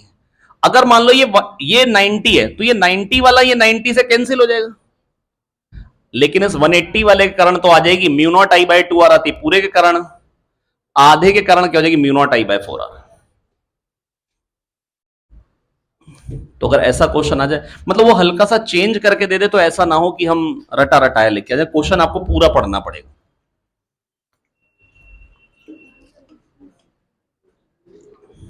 पर बात यह है कि सबसे ज्यादा बार जो क्वेश्चन आया है मैग्नेटिक फील्ड में 0 आंसर के साथ आया। कहां कहां 0 आती है, रिंग में किसी भी पॉइंट से एंटर करे करंट और किसी भी पॉइंट से लीव करे, स्क्वायर में, पॉलीगन में, रेगुलर में, किसी भी एंड से एंटर करे किसी भी एंड से लीव करे। क्यों? क्योंकि यहां पे अगर करंट अगर आई गया तो इसमें कितना जाएगा 3i, i1 r1 बराबर i2 r2, तो 3i को मैं कह सकता हूं आई की 3 वायर, तो 3i के कारण ऊपर और 3i के कारण अंदर, क्या हो जाएगा कैंसिल हो जाएगा, क्या हो जाएगा, तो मैग्नेटिक फील्ड सेंटर पे क्या आने वाली है 0 आने वाली है। चलिए इसके बाद चलते हैं अगले क्वेश्चन पे, कह रहे हैं two metal sphere one of radius r and another of radius 2r have same charge density sigma, they are brought in contact and separated, what will be the new surface charge densities on them। बेटा याद करें हमने क्या बताया था, अगर conductor है और चार्ज डिस्ट्रीब्यूशन की बात है शिवम, अगर कंडक्टर है शिवम और चार्ज डिस्ट्रीब्यूशन की बात है तो सिग्मा जो होता है वो क्या होता है, inversely proportional to R. Sigma क्या होता है? तो बेटा बस मैं तो आपसे एक ही बात कहना चाह रहा हूं, एक आर रेडियस का एक 2r रेडियस का क्या आंसर आएगा मेरे को नहीं पता। ये 2r रेडियस का, ये r रेडियस का। बेटा अगर sigma inversely proportional to r होता है तो जो इस पे सिग्मा आएगा, जो भी इस पे सिग्मा की वैल्यू सिग्मा डैश, इस पे ट्वाइस आएगी। Sigma inversely proportional to r आता है, छोटे वाले पे चार्ज डेंसिटी ज्यादा आती है। अब देखिए डबल किस किस केस में आ रहा है। पहले वाले में डबल आ रहा है, दूसरे में नहीं आ रहा है, तीसरे में नहीं आ रहा है, चौथे में नहीं आ रहा है। सिग्मा डबल होना चाहिए। कह दो आगे। पर अगर मान लो कोई मेरे को कहे नहीं नहीं हमको तो सॉल्व करना है, हमको सॉल्व करना है, तो भैया कनेक्ट किया है दोनों को, कनेक्ट किया है दोनों को। अब मेरे से पूछ रहे बताइए सिग्मा क्या क्या होंगे। इस पे डबल होगा, इस पे 2 सिग्मा डैश, तो इसमें सिग्मा डैश। इसका एरिया अगर ए है तो इसका एरिया क्या होगा, 4 है। क्यों? क्योंकि रेडियस डबल हो गया, 4 पाई आर स्क्वायर होता है एरिया। एरिया क्या होता है बेटा? एक मिनट, सबके सब खड़े होंगे। आप लोग मत खड़े हो ना, ये लेयर वाले और आगे वाले, बाकी सब लोग खड़े जाओ। हाँ खड़े हो, शाबाश शाबाश, सब लोग खड़े हो। चलिए आज हम बलि देने वाले हैं, हुलुलुलु करेंगे। हाँ बैठ जाए बैठ जाए। ये अपने साथ आदिवासी हैं, ये इनके वहां की परंपरा है। हाँ ये देखिए, वो एक्चुअली आप लोग ना बड़ी देर से बैठे हुए थे तो थोड़ा सा ना अजीब से दिख रहे थे। भाई एक बार और खड़े जाओ यार।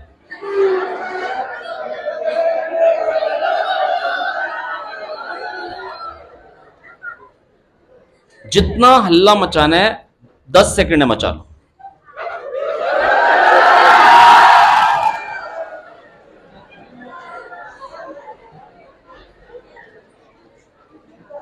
दस सेकंड हो गए, चलिए आइए अब बेटा हमने पढ़ाई कर लेते हैं।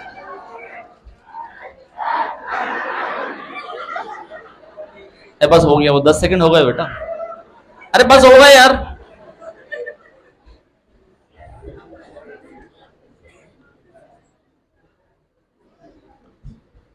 आप ना वही पिछली बार वाला काम कर रहे हो यार भाई। तुम मेरे को शक्ल भी दिखानी बंद कर दो यार। हाँ इसका एरिया ए है, इसका एरिया 4 है, इसका एरिया ए है, इसका एरिया 4 है। पहले दोनों पे चार्ज डेंसिटी सिग्मा थी, सिग्मा इंटू 5 है, ये टोटल चार्ज था। करेक्ट है, सिग्मा ए सिग्मा 4 है। अब क्या हो गया, सिग्मा 2 सिग्मा डैश इंटू ए पर प्लस सिग्मा डैश इंटू 4 है, तो 6 सिग्मा डैश ए। ए गया, सिग्मा डैश क्या आ गया, 5 सिग्मा बाय 6। अबे तू सिग्मा बन, सब छक्के बनना चाहते हैं। तो ये 5 सिग्मा बाय 6 और इस पे क्या चार्ज डेंसिटी आ रही है बेटा, 2 sigma dash, that is 5 sigma by 3। Sigma inversely proportional to R. और ये एक इंपॉर्टेंट बात है, हालांकि फिजिक्स के पॉइंट ऑफ व्यू से गलत है, पर नीट में क्वेश्चन आते हैं, आपको मालूम होना चाहिए। वाह भाई वाह, क्या बारिश हो रही। अरे आज पानी लीक नहीं हो रहा। ये कौन बैठा था जब ये कह रहे थे प्रोजेक्टर पे पानी जा रहा था? क्लास में कोई था उस दिन जिस दिन प्रोजेक्टर पर? सच में जा रहा था? तो आज भी जाएगा। आज ही लगवाया इसको, आज फिर बारिश आ गई। चलो कोई बात नहीं, इसको चलाना किसने यार, मैं तो गाड़ी चलाता हूँ, पारस सर चलाते हूँ। उनको कहेंगे अब अगली बार से साथ में लेके आओ, चलाओ वापस ले जाओ। हाँ ये देखिए। हाँ तो मेरे प्यारे बच्चों, अरे अर्पित सोनकर, तेरे को हम इतना मारेंगे ना कि बेटा अगर अगली बार नंबर अच्छे नहीं है, गधा। नेक्स्ट। अरे वो कहाँ है यार, अच्छा आइए, संघर्ष आप ही को ढूंढ रहे थे। हाँ शेरू,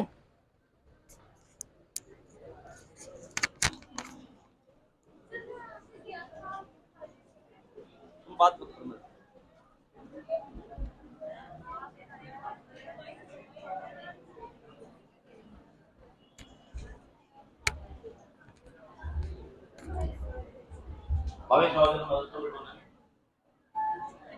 हाँ ये देखिए,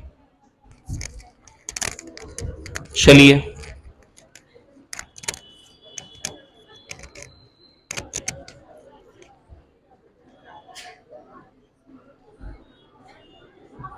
छुट्टी करेगा और वो बिना बताए। इधर आ, इधर आ। मार तो पीछे जाके भी लगा दूं। अब नहीं करूं तो पहले क्या हुआ था, प्रेग्नेंट था। चल इधर, चल इधर।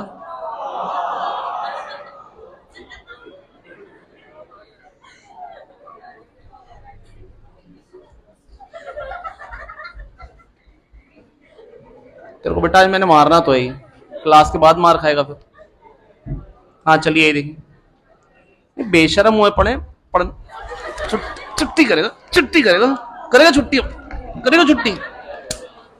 चल बेटो छुट्टी करेंगे बिना बताए। भाई फोन कर करके बुला रहे हैं, कोई यहाँ पे कोई ये थोड़ी ना कि पार्टी हो रही, बर्थडे पार्टी, आ जा भाई, तू नहीं आया तो अच्छा नहीं होगा। चलिए अगला। भाई देखो साफ सीधी बात, भाई देखो साल ना पूरा वेस्ट हो जाता है यार। मैं साफ सीधी बात बता रहा हूं भाई, वो 3 घंटे के बाद ना एग्जामिनर ने ये नहीं कहना चल तू थोड़ी सी और तैयारी करके 2 घंटे, पूरा 1 साल जाएगा खाली में यार। अगर काम डन हो सकता करो, ये पागल छुट्टी कर रहे हैं। अब छुट्टी ना कर लियो, तेरी हड्डी तोड़ देंगे, कम बदतमीज कहीं का। मिटो वाला बोर्ड।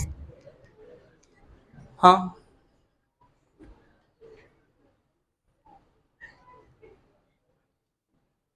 चारू चौधरी अभी ना मंदिर में आगे जाके ना हाथ जोड़ के थैंक यू बोली, भगवान लड़की बनाया, नहीं तो कुटाई तो तुम्हारी इससे बहुत ज्यादा होती। नहीं ऐसी बेशरम लड़कियां ये रोज छुट्टी कर लेंगी बहाने मार मार के। आंसू निकाल दी हल्का सा डांटा तो। हाँ चलिए ये देखिए, कह रहे साइकिल व्हील है घूम रहा है, भाई कितना ईएमएफ जनरेट होता है अगर घूम रहा है तो बताओ, half B L square omega, और चल रहा है तो कितना होता है बीएलवी। भाई याद है नहीं याद है बीएलवी।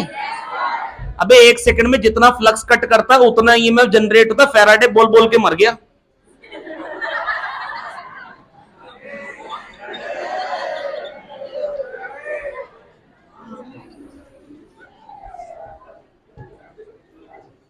हाँ ये देखिए,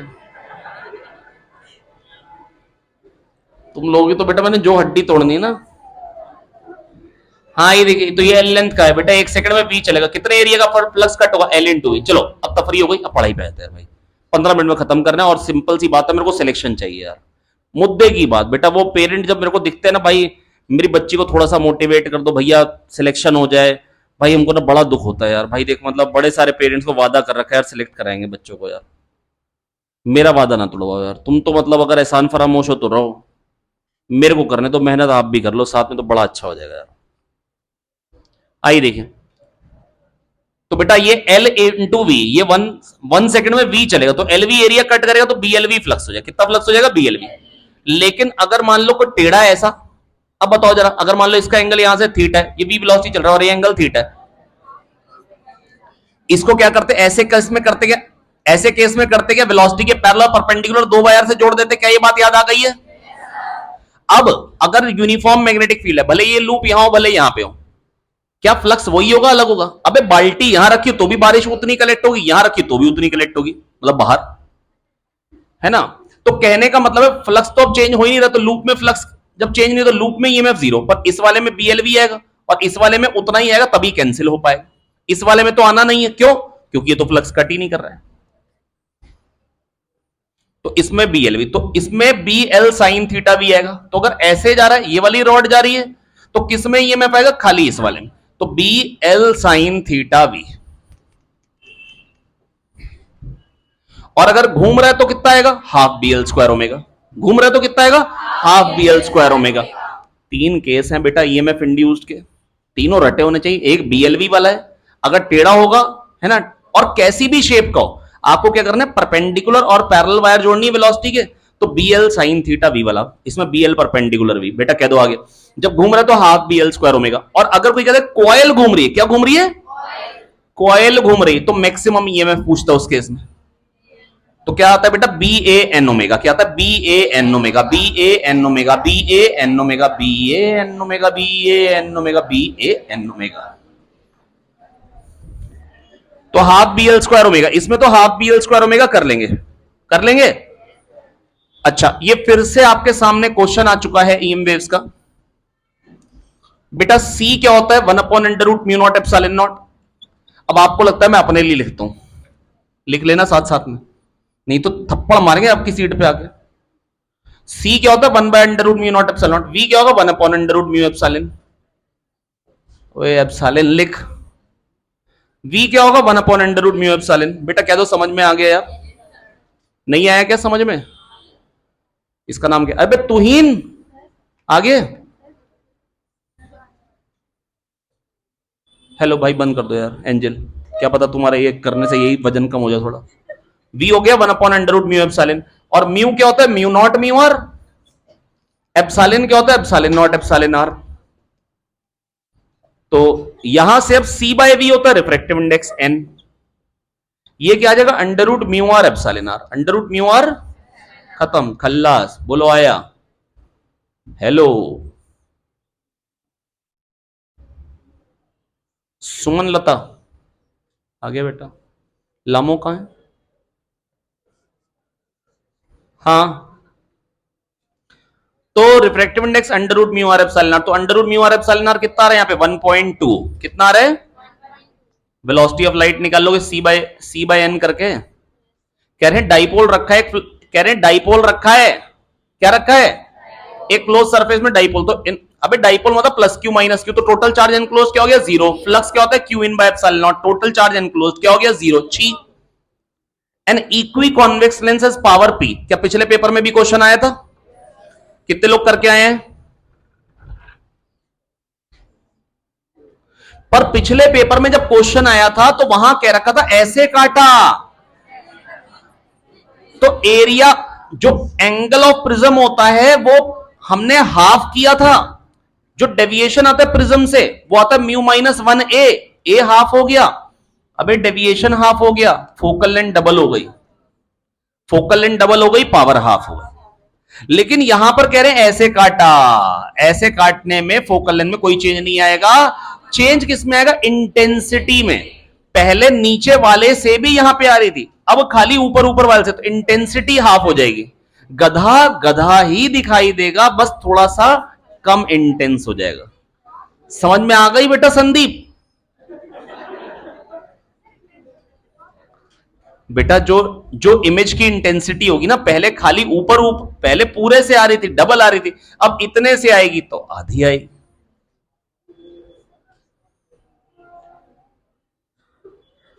एग्जाम्पल दूं और, घर में 4 लोग रहते थे,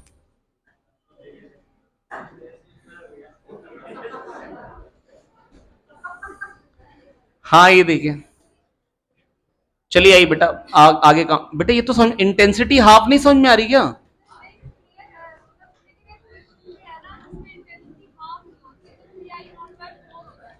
अरे यार देखो यार, अच्छा एक तो इसको क्वेश्चन याद है, 3I0/4 वाला क्वेश्चन बताओ मेरे को, हालांकि क्वेश्चन मालूम है। भाई ऐसे भाई नौटंकी बच्चे अपने पास आ जाते हैं भाई, नहीं इस आंसर का क्वेश्चन बताओ।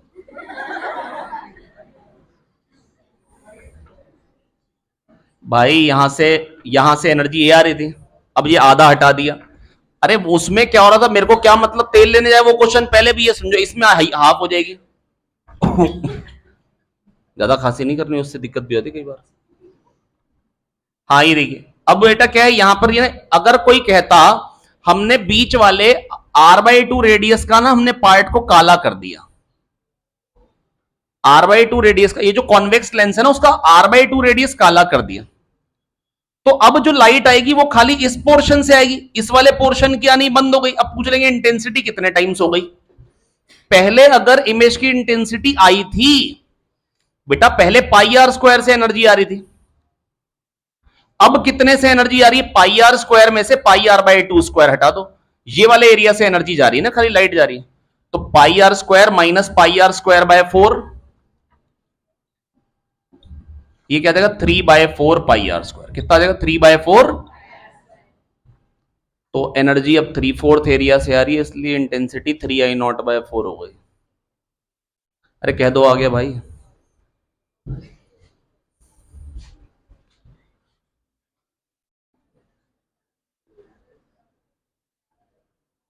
और अमृत सिंह पुत्र बेटा सब ठीक ठाक है? भावेश कल छुट्टी तो नहीं करेगा? ये गलत बात है ना, बता के तो छुट्टी करो यार। अबे कोई बीमारी है बताओ मेरे को, बीमारी है नहीं आएंगे।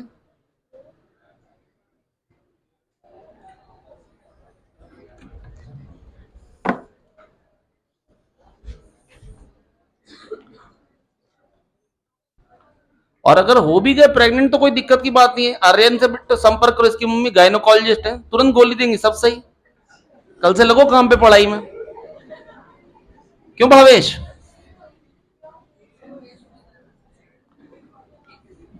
हड्डी टूट गई है तो अनंत को पकड़ लो। हाँ संदीप, संदीप बेटा मेरी बात सुनो ध्यान से। अरे डांगी भी तो स्पेशलिस्ट है। अच्छा ये देखिए, डांगी बेटा कह रहे पांचवा मिनिमा कहां आएगा बेटा? पाथ डिफरेंस आता है, पहला मिनिमा आता है 0.5 लेमडा पाथ डिफरेंस पे, दूसरा आता है 1.5 पे, पांचवा आता है 4.5 लेमडा पाथ डिफरेंस पे, दैट इज 9 लेमडा/2 पे। कह दो आ गया। और ये तो मेरे को याद है, इक्वी कॉन्वेक्स लेंस होगा। अगर इक्वी कॉन्वेक्स लेंस होगा, दोनों रेडियस ऑफ कर्वेचर बराबर होंगे तो फोकल लेंथ रेडियस के। बेटा अगर ये करना नहीं आता है तो चलेगा नहीं। बेटा ये सबसे ज्यादा बार यूज हुई कैलकुलेशन है जेई में, नीट, एडवांस तीनों एग्जाम की सबसे ज्यादा बार यूज हुई कैलकुलेशन। अगर इसको भी अगर आपको लिख के करना पड़ जाए पेपर में तो फिर बेकार है। मैं आपको बस इतना कह रहा हूं कि हम केवल पेपर नहीं बना रहे बेटा, ये मोस्ट प्रोबेबल क्वेश्चंस हैं। आइए देखिए, ये आ रहे, ये आ रहे, ये म्यू है 1.5। सुन लो बात ध्यान से। अच्छा अभी तक भी कोई ऐसा जिसके सारे सही चल रहे हो? तुमने पहले में तो हाथ उठाया नहीं था, लेकिन उठाया था। 1 2 3, 3 लड़कियां। हाँ दीपक मेरे दोस्त गधे, बेटा यहां पर बेटा 1/f बेटा लेंस मेकर फॉर्मूला जरा बता दो बेटा दीपक एक बारी। हाँ 1/v माइनस 1/u। अबे lens maker formula 1/f equal to mu L upon mu S minus 1/r1 minus 1/r 1/b minus 1/u। ऐसे बच्चे सारे क्वेश्चन सही करते हैं। 1/f equal to mu L upon mu S minus 1/r1 minus 1/r2। तो बेटा यहां पे 1/f कह रहे हैं, म्यू लेंस का 1.5 है, एयर में है तो एयर का रिफ्रैक्टिव इंडेक्स क्या होता है बेटा 1। विभा लोमी का है। हाँ 1.5 माइनस 1 1/r1 बेटा पहले का centre of curvature incident rays के डायरेक्शन में अपोजिट में। अबे बोल दो पहले का जो centre of curvature incident rays के, तो पॉजिटिव -1/r2 माइनस आर, ये क्या हो गया हाफ, ये क्या हो गया 2/r। फोकल लेंथ क्या आ जाएगी r। अगर म्यू 1.5 है, रेडियस ऑफ कर्वेचर दोनों सरफेस के बराबर है, तो फोकल लेंथ रेडियस के बराबर आती है। बोलो आया? Okay next. कह रहे हैं कि भाई डिस्प्लेसमेंट करंट, जब डिस्प्लेसमेंट करंट पूछो तो डिस्प्लेसमेंट को काट दो, ये गुड गर्ल है।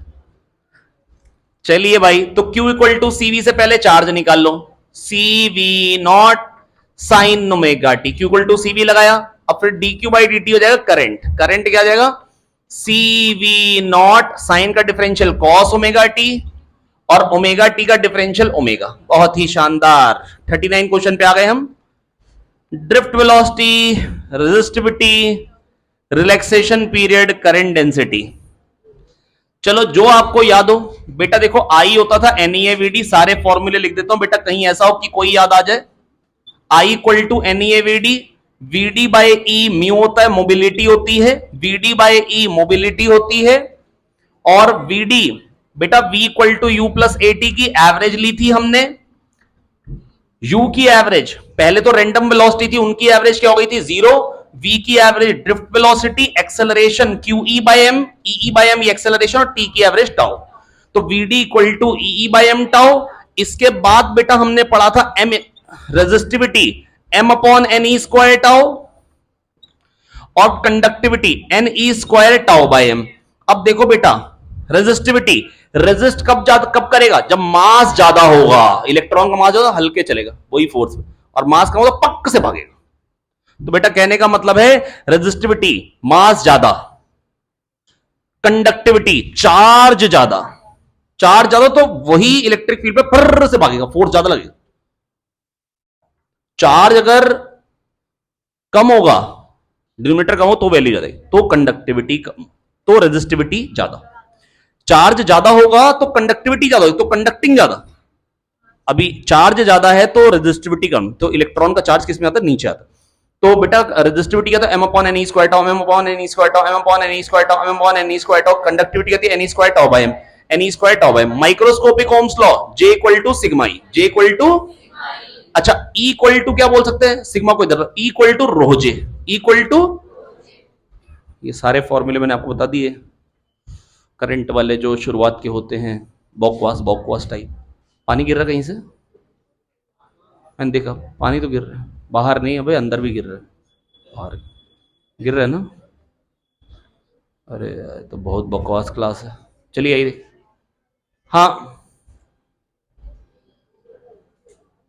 मित्रों, हाँ अनंत बेटा कोई दिक्कत की बात नहीं, गिर रहे तो तुम सही तो कर नहीं दोगे, देख रहा हूं कि कैसे सही कैसे हो सकता है।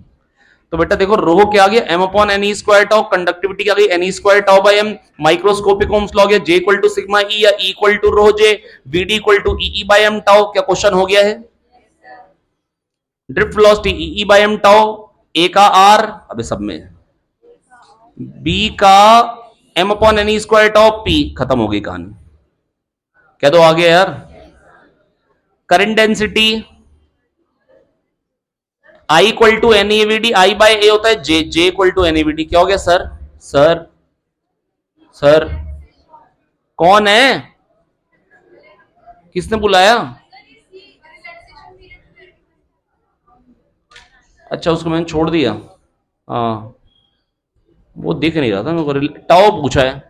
अब भाई देख लो टाओ किस में बन रहा है यार, रेजिस्टिविटी होती है M upon N E square tau, अब इन्होंने मजा ले लिया यार, टाओ को इधर लेकर रो को इधर, ओ ले आ गया। अबे रेजिस्टिविटी होती है M upon N E square tau, पहले तुम उसको लुक तो दे दो।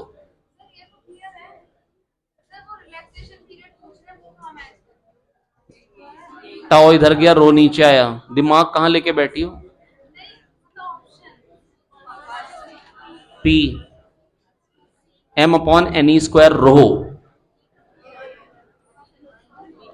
और रोहो क्या है E by J, equal to rho J, B का एस है, सॉरी बी का S, equal to rho J, वो एन ई स्क्वायर रोहो था, तो M upon N E square, tau होता है रोहो, तो टाओ क्या हो जाएगा M upon N E square rho. ठीक है भैया, नेक्स्ट कह रहे इलेक्ट्रिक फील्ड ई है, एरिया ए है, सुन लो ध्यान से,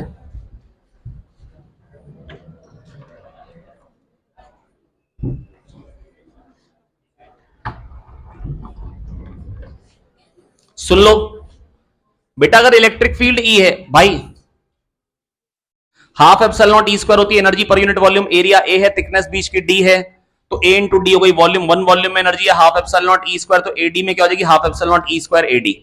नेक्स्ट, अगर बेटा थिक करंट कैरिंग वायर है तो बेटा अंदर जो फील्ड होती है वो प्रोपोर्शनल टू आर होती है, और बाहर क्या होती है इनवर्सली प्रोपोर्शनल टू आर।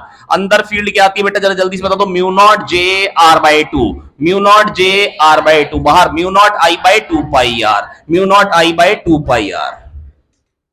ठीक है, नेक्स्ट इसके बाद कह रहे हैं यहां पे I3 बाय I1 बताना है इस सर्किट में, बड़ी अच्छी बात है, I3 बाय I1 बताना है, बहुत ही बढ़िया शानदार। I3 किस में है, इसमें है, और ये रेजिस्टेंस क्या है R3, ये R2, ये R1, और इसमें करंट है I1, वेरी गुड। तो I3 बाय I1 बताना है, कैसे बताएंगे, I3 बाय I1 क्या हो जाएगा बेटा, R3 को जीरो कर दो, R3 को क्या कर दो, जीरो मान लो एक बार, तो ये शॉर्ट सर्किटिंग हो गई सत्य पटेल, तो जो भी करंट आएगा वो यहीं से निकल जाएगा, तो रेशियो वन हो जाएगा। R3 जीरो पे आंसर वन होना चाहिए, R3 जीरो पे आंसर वन होना चाहिए, ऑप्शन टू। मैं ये नहीं कह रहा हूं मेरे को सॉल्व करने का और कोई तरीका नहीं आता, पर मैं ये कह रहा हूं ये बेस्ट तरीका है। R3 अगर जीरो हो जाएगा सारा का सारा करंट इसी में आ जाएगा, R3 अगर जीरो हो गया तो सारा का सारा करंट इसमें आ गया, उसमें जाएगा ही नहीं, तो जो उसमें करंट होगा वो यहां पे आ जाएगा, उसमें जाएगा ही नहीं, शॉर्ट सर्किटिंग होगा। और अगर मान लो मैं कहूं R3 इन्फिनाइट है, तो आंसर जीरो आना चाहिए। क्यों? अगर R3 इन्फिनाइट हो गया तो फिर इसमें से करंट जा ही नहीं सकता, उसमें से ही जाएगा। या आप कह लो R2 इन्फिनाइट है, तो भी वन हो जाएगा रेशियो, R2 को इन्फिनाइट करो तब भी वन आना चाहिए। इसमें आपको थोड़ी सी मैथ्स लगानी। R2 अगर इन्फिनाइट है तो ऑप्शन टू को देखो, R2 प्लस R3 को क्या लिखोगे? R2। नहीं है समझ में? निष्ठा का मास प्लस मेहर का मास इज इक्वल्स टू निष्ठा का मास, मेहर मतलब मेरी बेटी छोटी वाली है ना, तो निष्ठा प्लस मेहर निष्ठा, समझ में आ गया? नहीं, मैडम प्लस मेहर मैडम, अरे कह दो आ गया। कोई भी मोटा तगड़ा, हाँ मेरे साथ भी अगर मेहर को जोड़ो तो भी मैं ही, मैं ये थोड़ी ना कह रहा हूं कि तुम कोई अनोखी से तुम अकेली मोटी हो, मैं कह ही नहीं रहा हूं, एक ही भैंस थोड़ी ना दुनिया में, हम भी मोटे ही हैं। हाँ चलिए आइए 43। हाँ हेलो, इसी बात पे बेटा देखो, यहाँ पे भवेश मेरे पास फिर से आ रहे हैं मदद करने के लिए, बहुत ही शानदार। भावेश आइए। अरे इस बार नहीं मारूंगा, बस गुस्सा ना आ जाए मेरे को। नहीं नहीं आज नहीं मारेंगे इसको, आज का कोटा हो गया, लेकिन है ही बेशर्म, करूं क्या मैं, छोड़ो भी कैसे दूं। अरे नहीं मार रहे, मिटो पहले इधर आके, अरे मिटो इधर आके। कह रहे कौन सा ट्रांसफॉर्मर है? अब बेटा देखो मेरी बात सुनो, हेलो इधर आओ बेटा। ऑक्सिलरी ट्रांसफॉर्मर प्रदीप सर ने पढ़ाया है कभी आपको? नहीं कभी पढ़ाया ऑक्सिलरी? नहीं। मैंने ऑक्सिलरी पढ़ाया है? मैंने ऑटो पढ़ाया है? नहीं पढ़ाया ना मैंने ऑक्सिलरी और ऑटो, इसका मतलब वो तो आंसर हो ही नहीं सकते, स्टेप अप या स्टेप डाउन में से ही आएगा। यही दो ट्रांसफॉर्मर होते हैं जो हम पढ़ते हैं बेटी 11 12 में, तो जो फालतू वो तो हो ही नहीं सकता ना आंसर, जो ऐसा ऑप्शन दिए वो तो हो ही नहीं सकता। हाँ अरे नहीं मार रहा यार मैं, कह रहे हैं 60 वॉट का लोड है बेटा, पावर वी आई, पावर क्या होगी? 60 equal to V I, V पता नहीं, आई क्या है 0.11, तो यहां से वी क्या आ जाएगा? 6000 बाय 11, 11 5 जा 55, सही बोल रहा हूं? 5 आया, 11 4 जा 44, भावेश आया 11 5 जा 55, 545 कितना आ गया बेटा? तो वोल्टेज 545 हो गई, इनपुट वोल्टेज क्या थी? 220, तो वोल्टेज बढ़ गई या घट गई?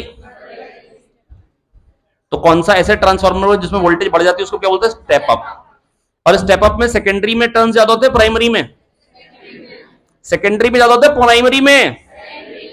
भाई V2 by V1 is equal to N2 by N1, तो अगर V2 V1 से बड़ा है तो N2 N1 से बड़ा होगा, is equal to I1 bye I2, लेकिन ये हमेशा सही नहीं होता है। अगर कोई कहेगा आइडियल ट्रांसफॉर्मर है तभी equal to I1 bye I2, क्योंकि ये रिलेशन आता है V1 I1 equal to V2 I2 से, input power equal to output power. Thank you बेटा। इसके बाद कह रहे हैं मास ऑफ म्यूऑन, कह रहे इलेक्ट्रॉन को रिप्लेस कर दिया म्यूऑन से जिसका मास जो है 207 टाइम्स है आयनाइजेशन पोटेंशियल ऑफ हाइड्रोजन, जो कि पहले 13.6 होता है। अब बेटा एनर्जी में मास ऊपर आता है, तो 200 टाइम्स कर दो, 207 से कौन मल्टीप्लाई कर रहा है? अट, अट। इतना पास पास के ऑप्शन है, 200 से मल्टीप्लाई करो, देखो किसमें बन रहा है। 13.6 का डबल क्या होता है? 27.2, 2720 से थोड़ा सा ज्यादा 2815, क्योंकि 207 था ना। चलिए नेक्स्ट, कह रहे हैं मैग्नेटिक फील्ड है के कैप में, भाइयों मैग्नेटिक फील्ड है के कैप, याद करो भाई, E by B equal to C, E by B equal to C, E cross B parallel to C, E and B are always in same phase, E and B are always in same phase, और energy is equally divided between electric field and magnetic field. Energy equally divided होती है किस किस में? Electric field और magnetic field में। बहुत ही शानदार।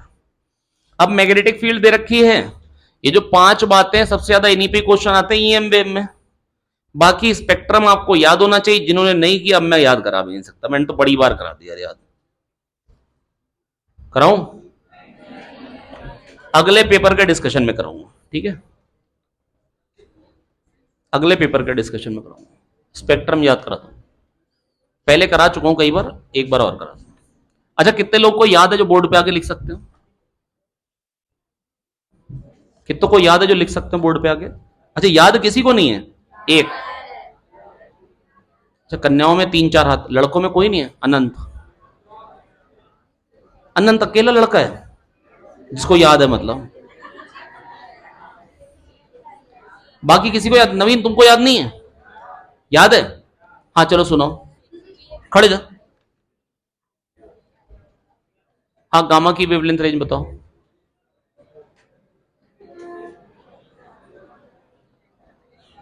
ये याद है तुम्हें? हाँ, किसको याद है गामा की wavelength range?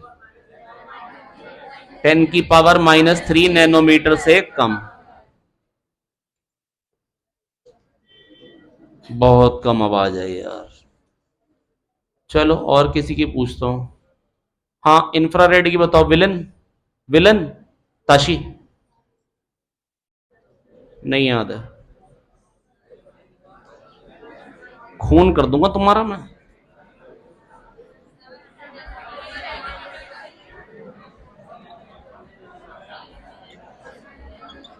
GXUVIMR, GXUVIMR, GXUVIMR, GXUVIMR।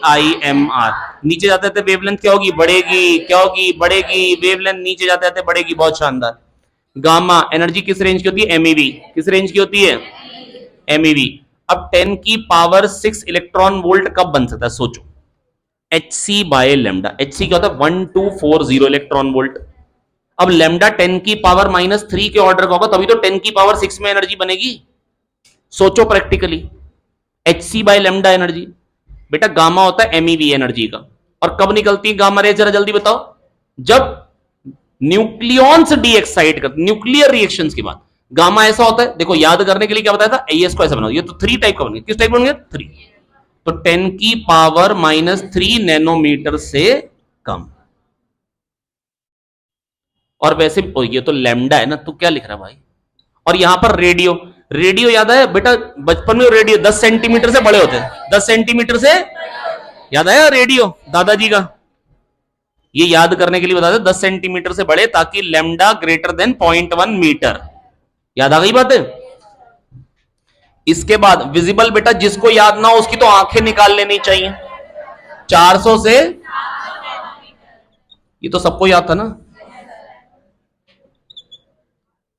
X-rays, X-rays किसमें होती है बेटा? 10⁻³ नैनोमीटर से 1 नैनोमीटर तक। नैनोमीटर में छोटी होती है एक्सरेज बेटा, नैनोमीटर में होती है एक्सरेज। किसमें होती है एक्सरेज बेटा? 10⁻³ नैनोमीटर से पहले गामा का हाथ है। एक्स, एक्सरेज तो बेटा बहुत छोटी रेज होती है, बहुत कम वेवलेंथ की, बहुत ज्यादा एनर्जेटिक, इसीलिए कहते हैं ज्यादा एक्सरेज से एक्सपोज नहीं होना चाहिए, है ना? मतलब थोड़ा सा नुकसान भी करती है बॉडी को। तो नैनोमीटर्स के ऑर्डर में होती है। किस ऑर्डर में होती है? नैनोमीटर से ऑर्डर में। तो बेटा अब ये 1 नैनोमीटर से, अब 400 से तो ये, तो 1 नैनोमीटर से 400 नैनोमीटर तक। भाई ये तो कह दो याद हो गया भाई। 400 से ये है तो ये 1 नैनोमीटर से 400 नैनोमीटर तक। और ये 700 नैनोमीटर तक तो ये है 700 नैनोमीटर। अब देखो 7 याद आ गई बात, है ना? और ये आई, ये किस किस, इसकी विड्थ कितनी? 1 mm। ये mm तक का है। कितने तक का है? बस सिंपल बात है।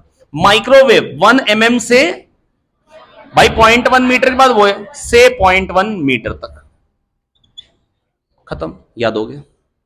बस करना क्या? 3-4 बार हाथ से अपने आप लिखना है, याद हो जाएगा। 3-4 बार लिखना पड़ेगा।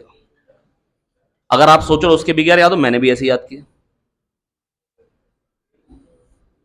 और काफी सारी तो कहानियां सुना दी यार। गामा वो 3 बना दो भाई, और रेडियो 10 सेंटीमीटर से बड़े ही होते हैं। 400 700 याद है। एक्सरेज जो होती है वो नैनोमीटर में ही रहती है भाई, बहुत छोटी होती है। 10⁻³ नैनोमीटर से पहले तो वो हो गया, वो तो 3 वाला तो समझ में आ ही गया था। 10⁻³ से 1 नैनोमीटर तक। अब 1 नैनोमीटर से 400 से ये तो 400 नैनोमीटर तक। विजिबल के लिए तो 400 से 700। अब 700 से ये कहा था 7 और ये 1 मिलीमीटर होता है ना। माइक्रोवेव 1 मिलीमीटर से, क्योंकि 0.1 से ये तो 0.1 मीटर तक। कह दो आ गया, बस खत्म बात, बाढ़ में जाओ। इसके बाद अगला क्वेश्चन, ओए लोकपाल समझ रटने में आया है।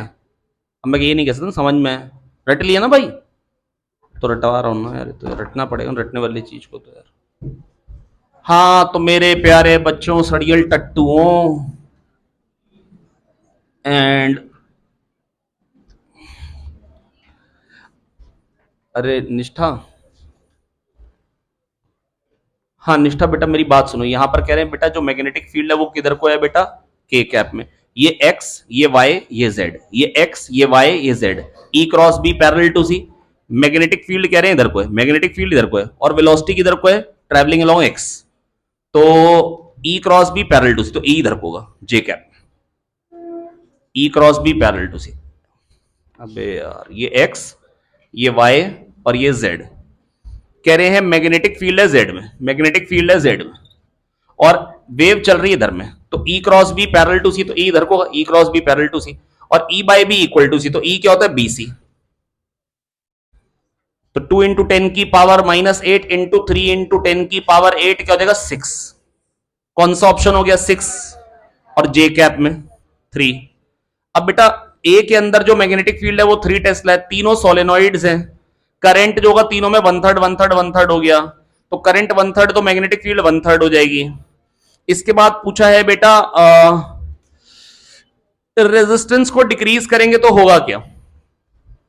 क्वालिटी फैक्टर बेटा बताया, तो क्वालिटी फैक्टर होता है omega naught L by R. क्या होता है, omega naught L by R. और क्वालिटी फैक्टर को omega naught by delta omega भी बोलते हैं। डेल्टा ओमेगा होती है बैंडविड्थ। बेटा याद होना चाहिए, कुछ नहीं समझने की जरूरत है इसमें भी, है ना। अपने को खाली ये फॉर्मूला बेसिक याद होगा तो बेटा क्वेश्चन बन जाता है। Omega naught L by R, और ओमेगा नॉट क्या है, रेजोनेटिंग फ्रीक्वेंसी। और रेजोनेटिंग फ्रीक्वेंसी क्या होती है, ओमेगा नॉट क्या होती है, खातून बताओ, रुको खातून बताओ, ओमेगा नॉट क्या होती है, रेजोनेटिंग फ्रीक्वेंसी 1/√LC। 1/√, गलत बात है यार ये तो। Omega naught by delta omega, तो यहाँ पे ओमेगा नॉट को लिखोगे 1/√LC, तो क्या है, √L/C अपॉन आर। तो L ज्यादा होगा तो क्वालिटी फैक्टर ज्यादा होगा, C कम होगा तो क्वालिटी फैक्टर ज्यादा होगा, रेजिस्टेंस कम होगा तो क्वालिटी फैक्टर ज्यादा होगा। तो क्वालिटी फैक्टर कब ज्यादा होगी, कोई कहता है कौन सा सर्किट यूज करें फॉर बेटर ट्यूनिंग, जिसका क्वालिटी फैक्टर ज्यादा हो, जिसका L ज्यादा हो, जिसका C कम हो, जिसका R कम हो, जिसका L ज्यादा हो, जिसका C कम हो और R कम। L लार्ज होना चाहिए, बाकी सब छोटे होने चाहिए। L for large, L large होना चाहिए, बाकी सब छोटे होने चाहिए। CR छोटे होने चाहिए, CR छोटे होने चाहिए भाई, नहीं तो खा जाएंगे हमको आगे। अरे कह दो आगे भाई। कह रहे CR क्या होते हैं भाई।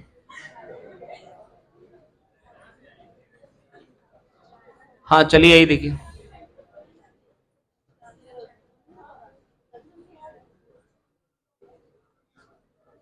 और रोशनी बेटा सब ठीक ठाक है बेटा, सब बढ़िया रोशनी।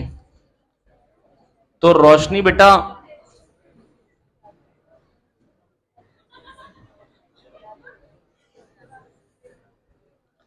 हाँ ये देखिए, तो विशाल बेटा omega naught L by R, quality factor क्या होता है, omega naught L by R, omega naught L by R. तो ये XL by R at resonance या XC by R at resonance. Quality factor होता है XL by R at resonance. XL वाला कौन सा वाला, रेजोनेंस वाला, XL by R at resonance वाला, रेजोनेंस वाला एक्सएल लेना है, क्योंकि बेटा एक्सएल जो है तो फ्रीक्वेंसी पे डिपेंडेंट है, या एक्सी बाय आर, क्योंकि एक्सएल एक्सी दोनों बराबर होते हैं। अच्छा अब बेटा यहां से ओमेगा नॉट होता क्या है, 1/√LC, तो ये बन गया। तो इसको अगर omega naught by delta omega से कंपेयर करें तो बैंडविड्थ क्या होती है, आर बाय एल। बैंडविड्थ क्या होती है, R by L, R by L, R by L, R by L, R by L, R by L, R by L, R by L, R by L, R by L, R by L, R by L, R by L, R by L. Bandwidth क्या होती है भैया, R by L. Bandwidth क्या होती है भैया? R by L, R by L, R by L. Bandwidth क्या होती है भैया? R by. अब कह रहे बैंडविड्थ, कह रहे बेटा बैंडविड्थ जो है ना, कह रहे हैं विल इंक्रीज। अबे रेजिस्टेंस घटा रहे हो, बैंडविड्थ बढ़ेगी? हट। Resonance frequency will increase. Resonance frequency जो होती है ओमेगा नॉट, वो 1/√LC होती है। गोली मार देंगे कैश में इसको टिक किया तो। Quality factor will increase. Resistance को क्या कर रहे हैं? डिक्रीज कर रहे हैं। ओह हाँ, क्वालिटी फैक्टर बढ़ जाएगा। Quality factor and the resonance frequency will remain constant. बक रेजिस्टेंस को क्या कर रहे हैं? लोअर कर रहे हैं ना। If we change the resistance from a lower to higher value, ओ तो फिर डिक्रीज कर जाएगा। ठीक है ना, रेजिस्टेंस बढ़ा रहे हैं ना, सॉरी। तो क्वालिटी फैक्टर घटेगा और बैंडविड्थ जो है, अच्छा रेजिस्टेंस बढ़ा रहे तो बैंडविड्थ बढ़ जाएगी। ठीक है, हो गया। मेरे को लगा घटा रहे हैं ना यार, कोई बात नहीं, सॉरी। इसने ना टिक कर रखा था लोअर पे, वो रेजिस्टेंस और लोअर, तो मेरे को लगा रेजिस्टेंस लोअर कर, मैं पूरा पढ़ नहीं रहा हूँ ना question, sorry. An AC source rated 220 volt 50 hertz is connected to a resistor. The time taken by current to change from its maximum value to RMS value. Maximum से RMS, RMS क्या होती है? by√2। याद आ गई बात? मतलब particle को A से A/√2 पे आने में टाइम क्या लगेगा भाई? 145 डिग्री घूमना पड़ेगा। A sin 45 ही A/√2 होता है। याद आ गया phase diagram? I not sign omega T कैसे देखेंगे? ये आई नॉट, ये एक सेकंड में ओमेगा घूम रहा है, टी टाइम में ओमेगा टी घूम जाएगा, आई नॉट साइन ओमेगा टी। तो अब वैल्यू आई नॉट बाय √2 कब होगी? जब पाई/4 घूम जाएगा। 2 पाई घूमने में टी टाइम लगता है, पाई घूमने में t/2, पाई/4 में t/8, t/8 आंसर आएगा, t/8। और फ्रीक्वेंसी क्या होती है? 1/t। तो t क्या हो गया? 1/f। बहुत शानदार। और t/8 आंसर है, 1/8f। 8f क्या हो जाएगा? 8 इंटू 50, 400। और ये पूछा आंसर मिली सेकंड में, मिली सेकंड के लिए 1000 से मल्टीप्लाई कर दो, तो क्या आ गया आंसर? 2.5। सही बोल लू? 2.5 मिली सेकंड, ऑप्शन 1। अरे तो पहले बता चुका था, फ्लेक्सिबल वायर लूप है। कैसा लूप है? मैग्नेटिक फील्ड में रखा तो शेप कैसी ले लेगा? सर्कुलर। क्यों? क्यों? क्योंकि हर डीएल पे जो फोर्स लगेगा, आईडीएल भी, तो सिमेट्रिक फोर्स लगेगा तो शेप भी सिमेट्रिक आ जाएगी, दैट इज सर्कुलर। इसके बाद बेटा कह रहे चार्ज इतना है कैपेसिटर पे, जैसे ही स्विच को क्लोज करेंगे, बेटा क्यू पता है, सी पता है, तो क्यू बाय सी से पोटेंशियल डिफरेंस पता है। क्या करंट नहीं बता पाएंगे V equal to I R से? अरे ओम्स लॉ की दुकान तो गए थे ना कभी V equal to I R लेने। तो बेटा V equal to I R लगाना है। क्यू बाय सी 30/3, 10 हो गया, 10 इक्वल टू आई आर कर लेंगे भैया। आई आर है 10/5, 2 माइक्रो एम्पियर। कहां से आ रहा है? वहीं से आ रहा है। अरे भाई, कोई खोल पाएगा इसको फटाफट से पेचकस लाके?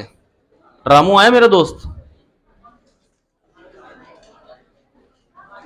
चलिए आज के लिए इतना ही, थैंक यू बेटा, दे दो यार ये।